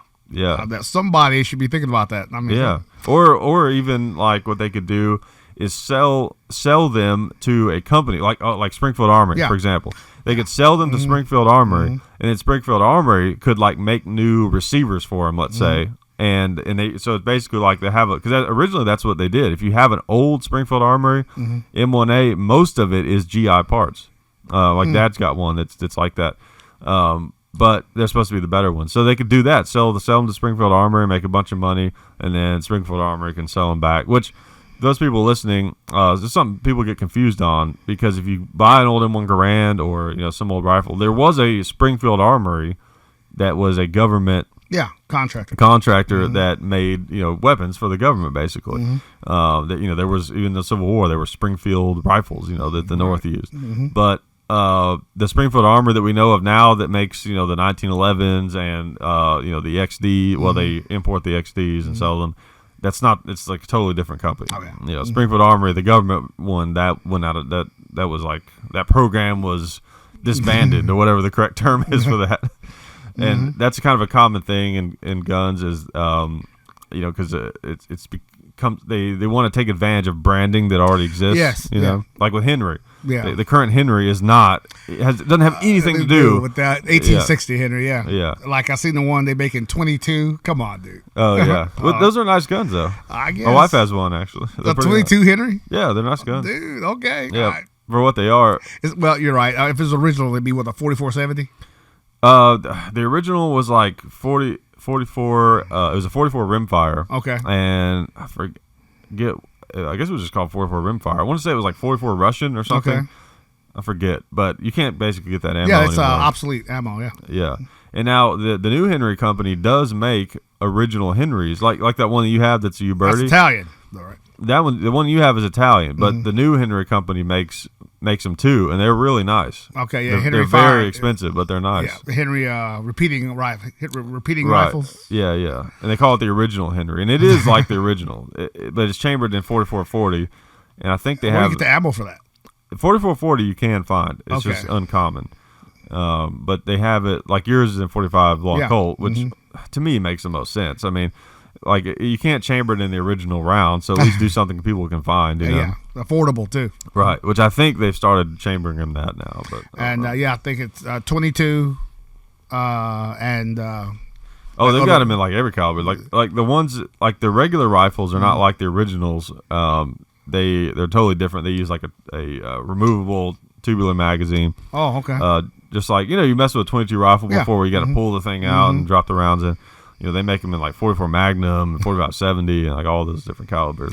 Yeah, I see the guy out there in the 1890 Teddy Roosevelt buckskins with the frizzles. Yeah. Okay. Really. Yeah. Okay. All right. This dude I work with, he's into what's that Old West shooting? What's it called? Cowboy action shooting. Cowboy action shooting.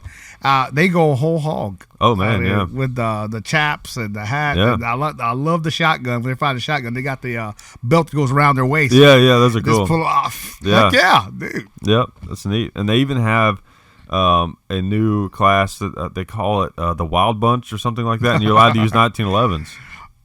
Because, okay. All right. Okay.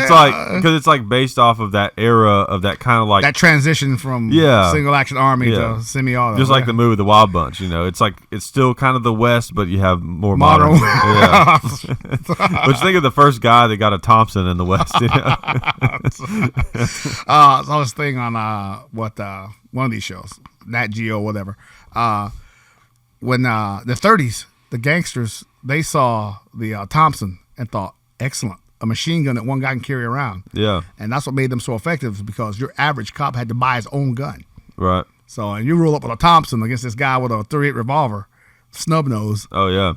Dude, come on. Yeah, you're screwed pretty much.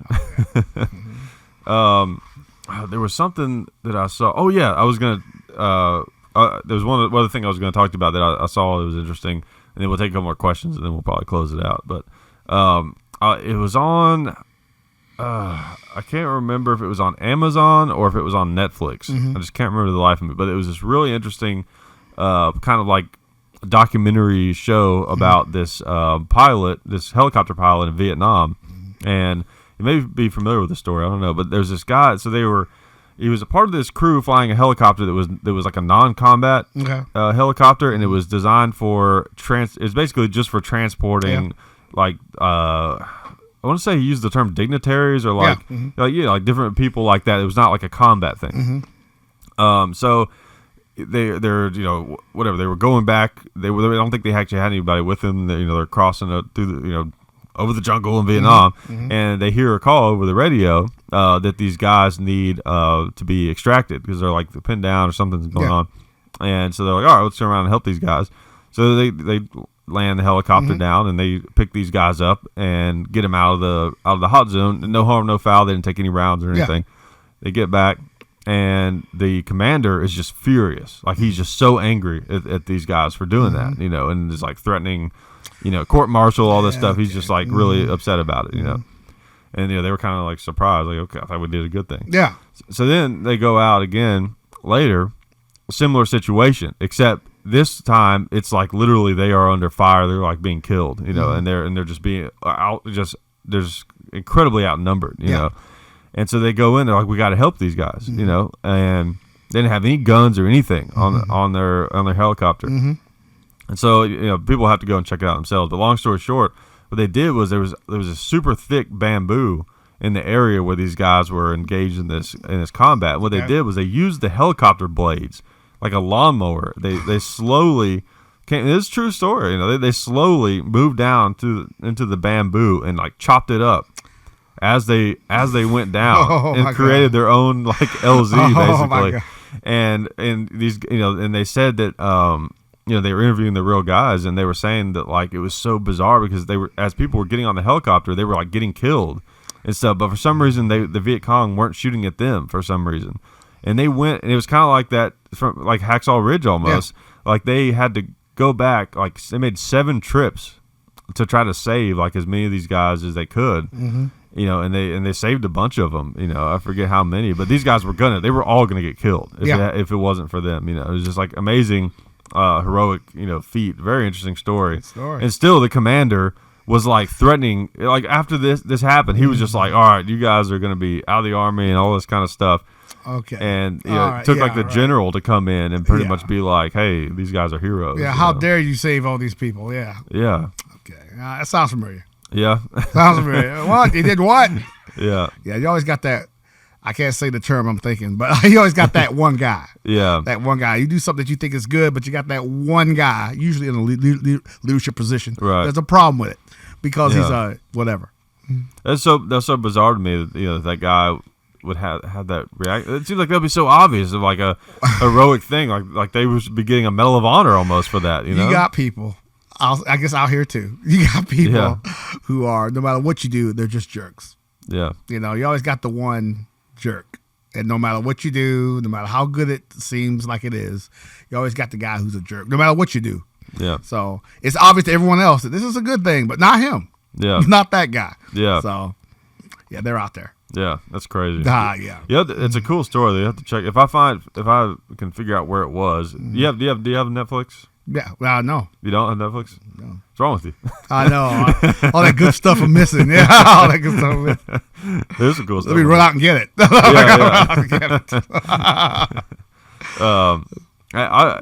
basically, I don't have cable anymore. I watch a combination of Netflix and Amazon Prime. Okay. Man, I heard that's the new TV. Yeah. Yeah, I mean, it is. I will say this. The cable system we got, 500 channels, nothing's on. Yeah. Yeah. Well, one thing I found with TV too is you end up not watching what you actually want to watch. You're just kind of like, all right, let's see what's on. That's good enough. That's right. But at least with like on demand, it makes you choose something. You know what I mean? You actually have to want to watch it. Just turn it on. I got the channels I go to. Okay, all right. Military channel. Okay, can't go wrong there. Yeah, or if you're like my dad, it's basically like he only needs 2 channels. He just goes back and forth between Fox News, the Westerns channel, Fox News, the Westerns channel. That's it. Military channel, CNN. Military channel. Yeah, okay. I know the feeling. That's right. Oh, look, Hitler again. Okay, let's see. They found something new. Okay. Okay, all right. We still get new stuff from World War II? I guess we are. Yes, yeah. They're still declassifying stuff, almost 80 years later. Wow. What's left? Yeah. But they're declassifying stuff every day. 100 years from now, they'll finally tell us about the aliens. That's right. All right. Okay.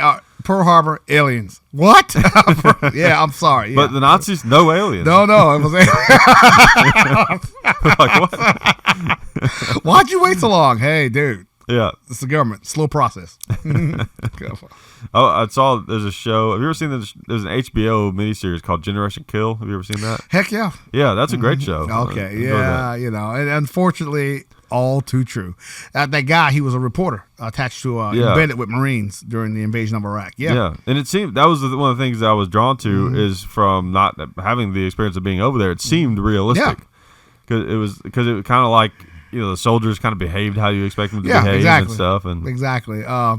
I remember the last episode I watched. The guy said, the driver, the first sergeant, the CO's driver. Yeah, I forget his name. He's funny. Yeah. With the Elvis glasses. Yeah. And he says, I like the little speech. They'll have to watch it because we can't see it here. Yeah. The speech he gave about, give war a chance. Yeah. And they're leaving Baghdad, and he's like, that was fun. Who we invade next? I'm like, okay. You'd be surprised. Yeah. You'd be surprised. And there's I had the DVD set. I still got it somewhere. And there's like an interview with the real guys, after it. And it's really interesting. The guy who is the guy who had the AR with the infrared or the night vision scope on it. I forget his name. Which is completely outdated, by the way. Yeah, go ahead. The Iceman, though they call him or something. It was kind of interesting because like the real guy, he kind of seemed like the guy how he was portrayed. You know? Well, you got them guys who love what they do. Is that a nice way to put it? Yeah. They love what they do. Yeah. Those guys, you kind of need them there. Like this one individual that I know of, loved it. Yeah. Woke up in the morning. They're great as long as you keep them under control. Okay, all right, okay. Like stop. a napalm in the morning. Exactly. Napalm in the morning guy. They're great. That's the kind of person you want out there. Yeah. No fear. No, but again, you have to rein them back now. Hold up now. Yeah. Okay, all right. So as long as they got people around them that that are in control, good to go. That's the guy that you're worried about when he gets back home. What's this guy doing? Like this individual that stellar in Iraq. Stellar. He couldn't hack peace. Being here and all the rules and structure and all. He couldn't hack peace. Once he got back, he fell apart. Yeah. But in Iraq, he was stellar. He was the guy you wanted there. You couldn't touch him. But being back here, the grass ain't cut. Who cares? The grass is not cut. It just got all this importance that it shouldn't have. But and that's what he couldn't hack. So you see that. You unfortunately see that a lot. Guys who come back and it's peace that they can't deal with. Yeah, I guess a lot of those guys try to be private contractors and stuff. Which is the way to go. By God, that's to get paid. Yeah, $621 a day. Yeah, stay over there. This friend of mine, he's doing that now. He's not flying, but he's working on the drones. Oh, okay. And the guy's making big money for 4 months. Wow. Dude, that's the problem is with contracting is you always worry about the next contract. Yeah. What do you do once that's over? Okay, I was making $621 a day. Now what? Okay, all right. Can I find something like that back here? No. Yeah. Okay, all right. Next time you see him, will you ask him if they have flying saucer drones? Why not? He talked about how they used to just not hire. You don't have to be a pilot to fly drones. Yeah, it makes sense. Long as you can sit there in your cubicle in Las Vegas, with your controller, you're good to go. Yeah. I saw an article. There was a request. Some of these guys were thinking they should get air medals. Yeah, I've heard about that. Yeah. Okay, dude, you're in Vegas. Going home every night. Talking about. I guess it's stressful. I guess. Yeah, there should almost be a different category. Like they deserve something, but certificate of achievement. Well done, well done, handshake. Get out. Sticker. Yeah. You go home to the old lady every night. Man, it was rough. Yeah, it was rough. I was in that box 8 hours. By God, yeah, they were everywhere, baby. They were out of donuts. Come on, and they got the flight suits. And come on, come on, dude. Come on. I mean, really. Yes, okay. Let's don't take anything away from them. I'm sure it's stressful. Yes, yeah, I'm sure it is. I don't take anything away from anybody, but at the same time, air medal is given out for valor, courageous acts during aerial flight. Right. You're in a box. Yeah. In the States flying a. Yeah, and it's relative. So like they deserve something because they probably are doing some things that are important, courageous, but not as. Yeah.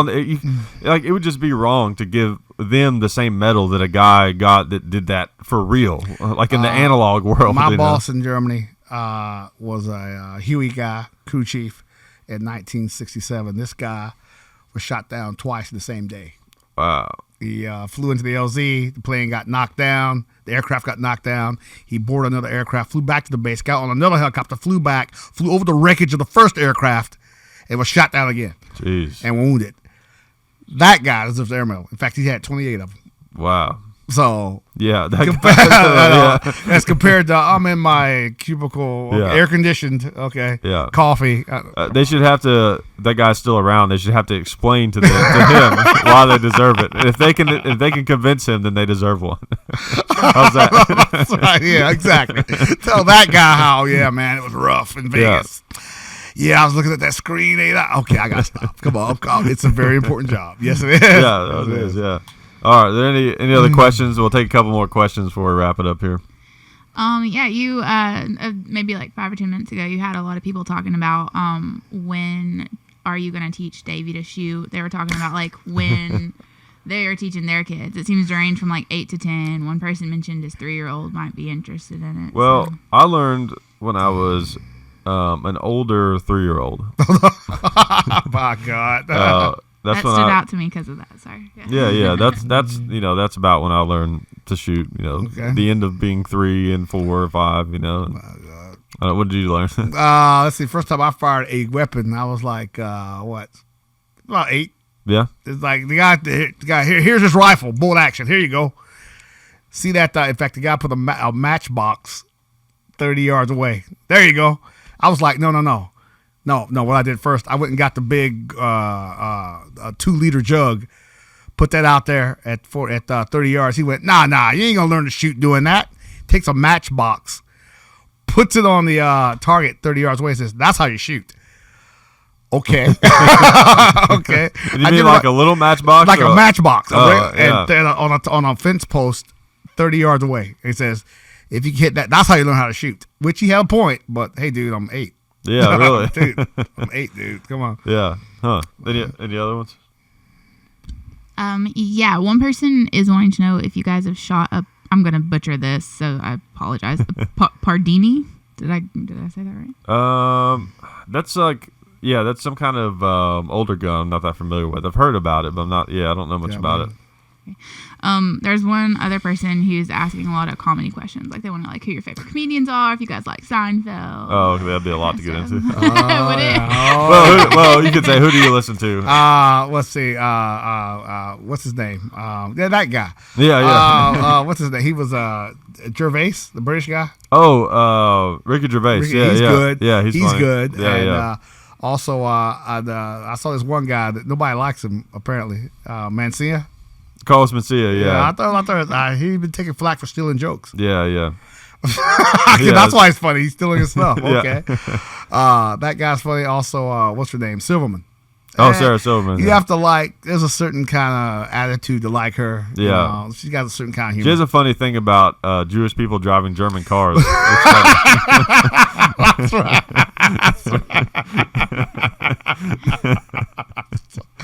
That's why she's funny. And it is a great point to bring up. She's Jewish, so she can. But like it's not just that they're German. Like some of them literally were used by the Nazis. Volkswagen. Like Hitler probably rode around in a Volkswagen or a Mercedes.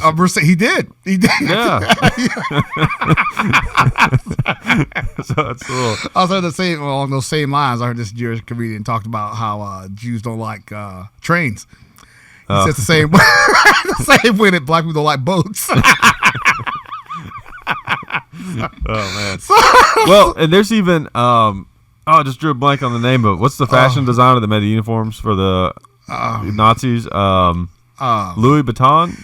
No. Not that. What is it? I thought you got me on that one. That was the first one that went in my head. It's Was it Nike? Was it? No. It's Hilfiger. I don't know. Somebody's gonna tell us. I can't think of what it was, but I saw they had a store in Vegas. It still exists. But they kind of keep that on the down low. Right? Yeah, but like you could be like if you're a Jewish person, you could be like driving a Mercedes and wearing one of their suits and not even think about it. Realize it.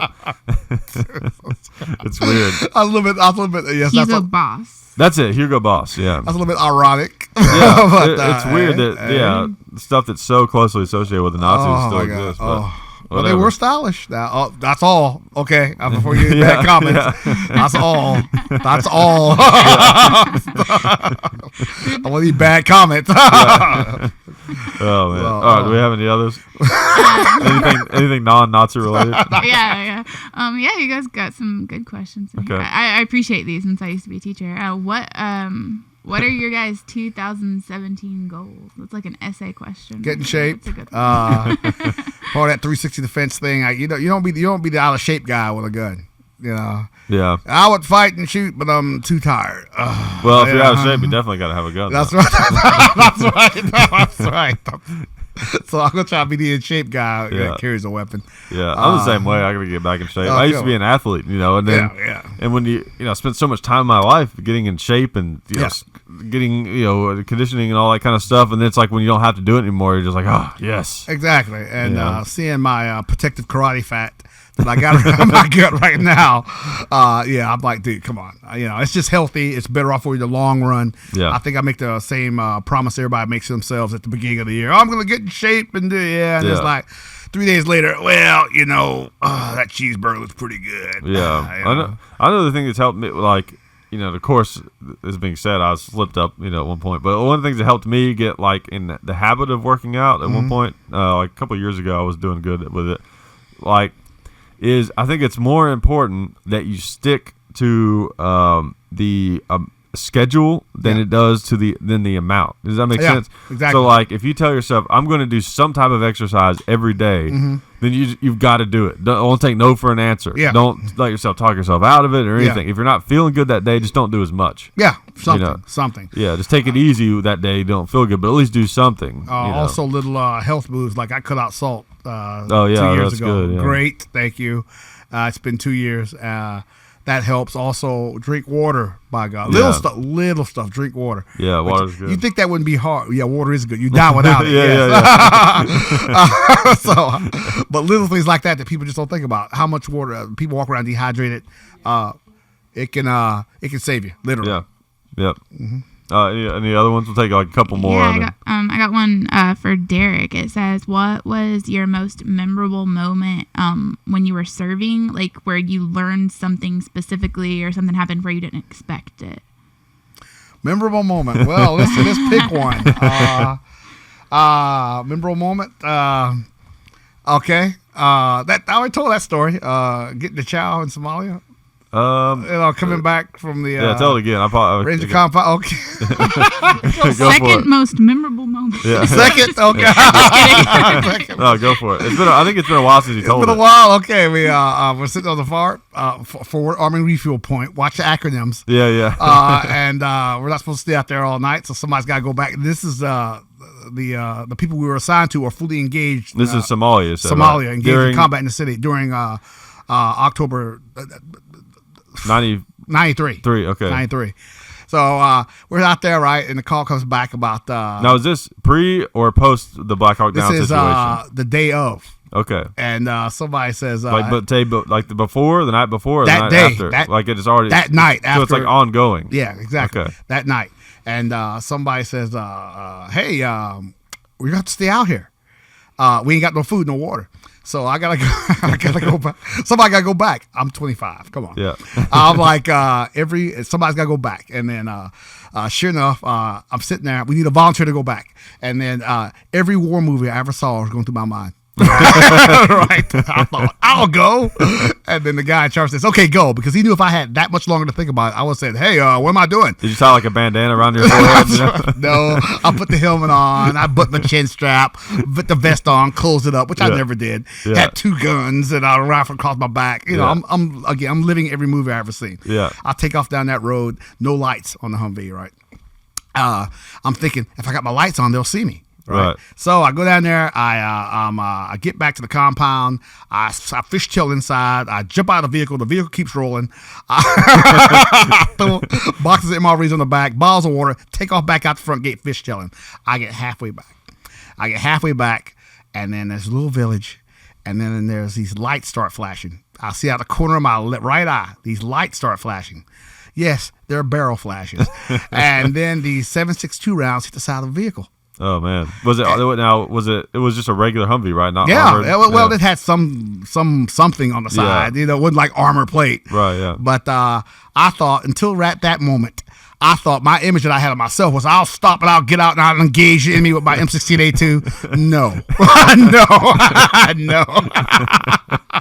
I kicked that door open and I was about to jump out that vehicle. Yeah. And what saved me is I had one foot out. I'm about to go out. I looked down at that speedometer and the Humvee is rated at 60 miles an hour. That vehicle, that needle was about an inch past 60. Oh man. I was about 70? Probably, 72, yeah. right? Yeah, more. So I said, dude, you jump out, you're done. Yeah. So I come back inside and get out of there. So again, the image you have of yourself is, I'll stop, I'll throw grenades, No, there was none of that. It was like, get out, run, get out, run.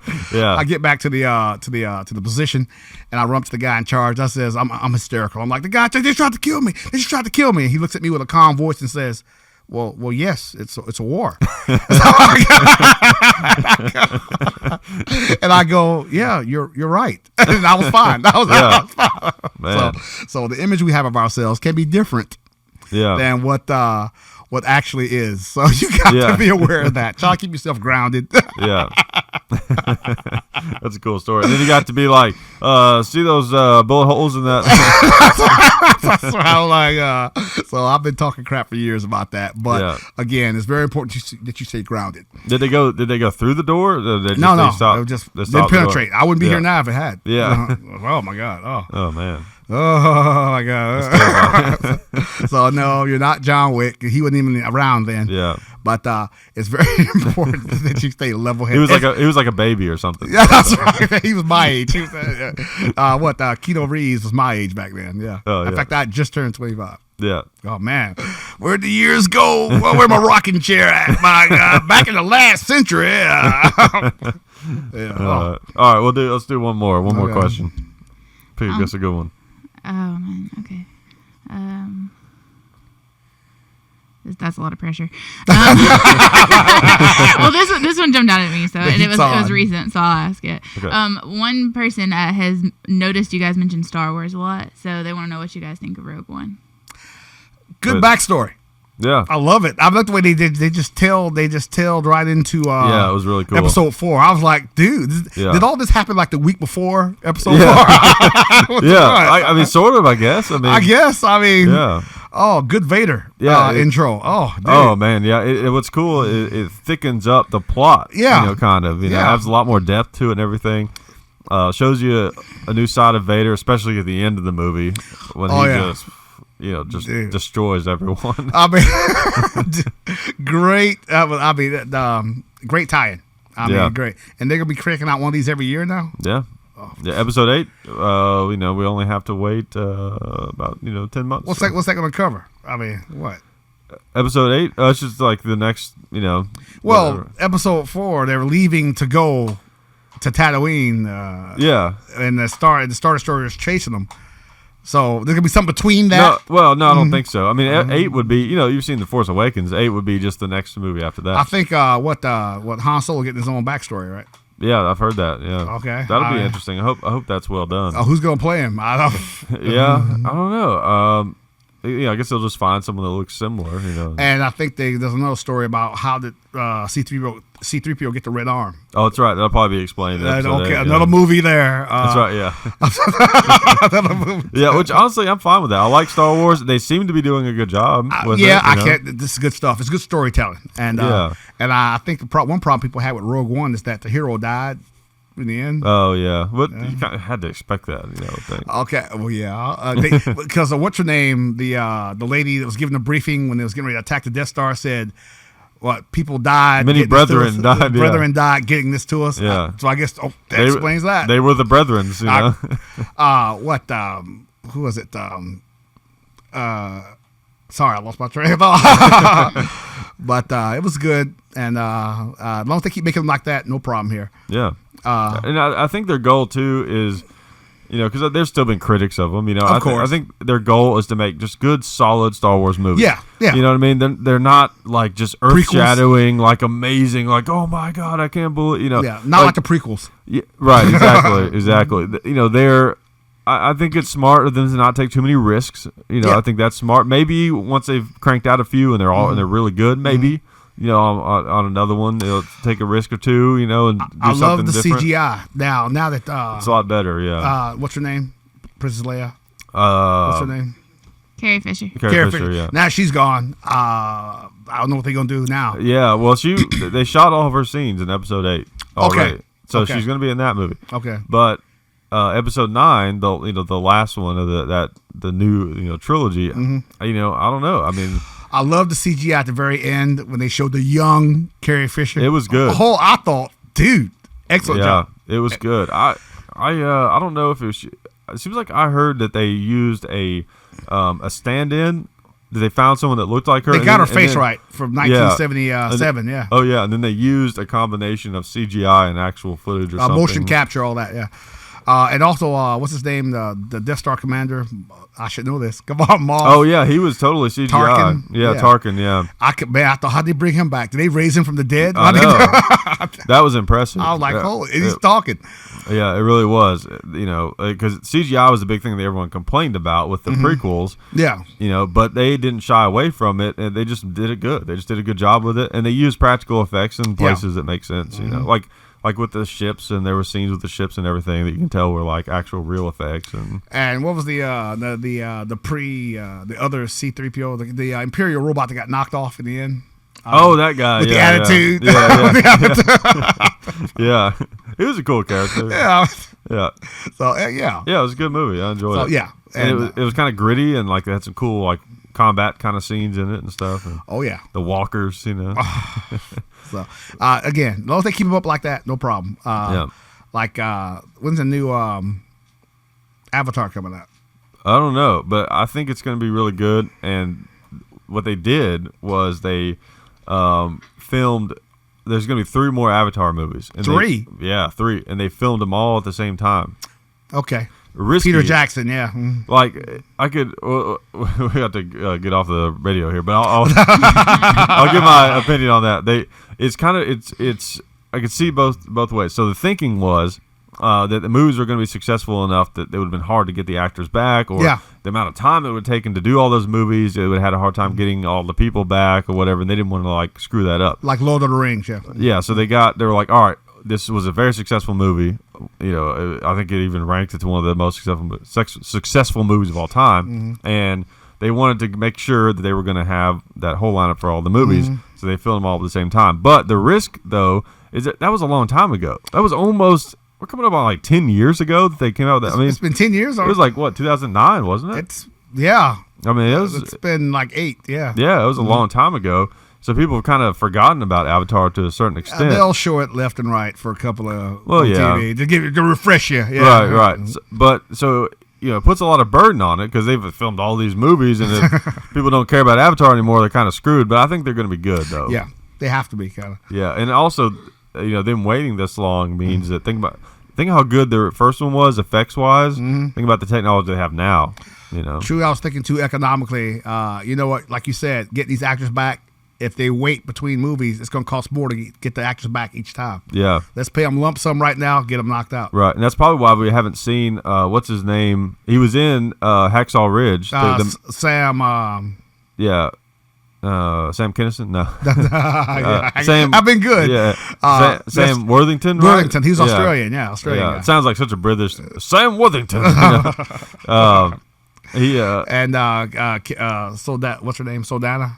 Yeah. But he was like really, doing all this stuff, and then you didn't see much of him anymore. And that's probably why he's working on those movies. Before Avatar, he was homeless in L.A. Wow, living in his car. That's insane. Oh, and then he hit Avatar. That's how quick things can change for you. Well, it's like Kevin Hart is like this monster right now. Like they call him the first comedy mogul. You know. But I was listening to a podcast with another comedian that was friends with him, and he said, and he was like, at one point, like I helped him pay his electric bill. Just talking about like how it's crazy how he has, like he was telling a story about how like he even stayed in his apartment or something, and like he helped him pay his electric bill one time and all this kind of stuff, and then he was saying, but like recently. Because this guy's at like the comedy club level, and the Kevin Hart is at like the stadium level, And he was somehow when he was in town because they're friends. He said, "Hey man, come up, hang out with us at the hotel and stuff while you're in town." And he did. And it was just like really strange, just because I guess if you're that famous at that level, it was just hard for him. He had like all these people with him and stuff. Entourage. And they were all like eating lobster and just like penthouse room and stuff, and he just felt a little weird about it. I gotta ask, when you get to that level in your comedy, are you gonna have like an entourage? Yeah. The 20 people just for there for some reason. Why are you here? Yeah, really. Get out of my house. Yeah, I don't even know you. No, I've always thought that was silly. It's weird. Who are you again? What are you doing here? Like entourages are about like looking like you're a big deal. You gotta send people into the restaurant first before you and the old lady go in there. Yeah. Make sure it's up to your standard. That's right. Now there are some people that are big enough that they do have to do that, but you're talking about a small, very very small group. Okay, the trick is not to look like you're that big. Like Michelle Obama walked into Best Buy just by herself, and nobody's there. Well, people will think, oh, you look like so and so. But you couldn't be him because that's how you draw attention to yourself, by having a big entourage. Yeah. Or you know what? If you're a kind of person that has to have security like Michelle Obama would, is basically you would want them to go in first, plain clothes, and just stand around. They're out there. Them going first, act like they're shopping, and you can even tell them like, all right, first I'm going to go look at the CDs. Yeah. They'd be like, why are you looking at CDs? and they'd be like, oh, then I'm going to go look at the DVDs, and then I'm going to check out this. Just like have a game plan so that they can kind of position themselves. Exactly. Covertly. They're in plain sight, but not obvious. Yeah. Yeah, exactly. So when I'm as famous as Kevin Hart, that's what I'm going to do. That's right. Yeah. I'll just okay. Security detail. Meet me at McDonald's. Okay, sure. Yeah. All right. Oh man. Anyways, thanks for doing the show. All right, no problem, man. It was fun. My wife is going to push the little green button. And you guys are gonna go away, but we enjoyed you guys. We enjoyed you guys hanging out with us as always on the live stream, and of course the people. That's the alarm. And of course, most of the people that are listening are not listening live. But for those of you who didn't catch the show live, I am streaming these on Hickok 45 YouTube channel and stuff. And if you're on YouTube, the show will be available on iTunes later. Okay, all that good stuff. Yeah. Anyways, we appreciate it, everybody. Thanks, Derrick. Hey, happy to be here. Yep. We'll see you guys later.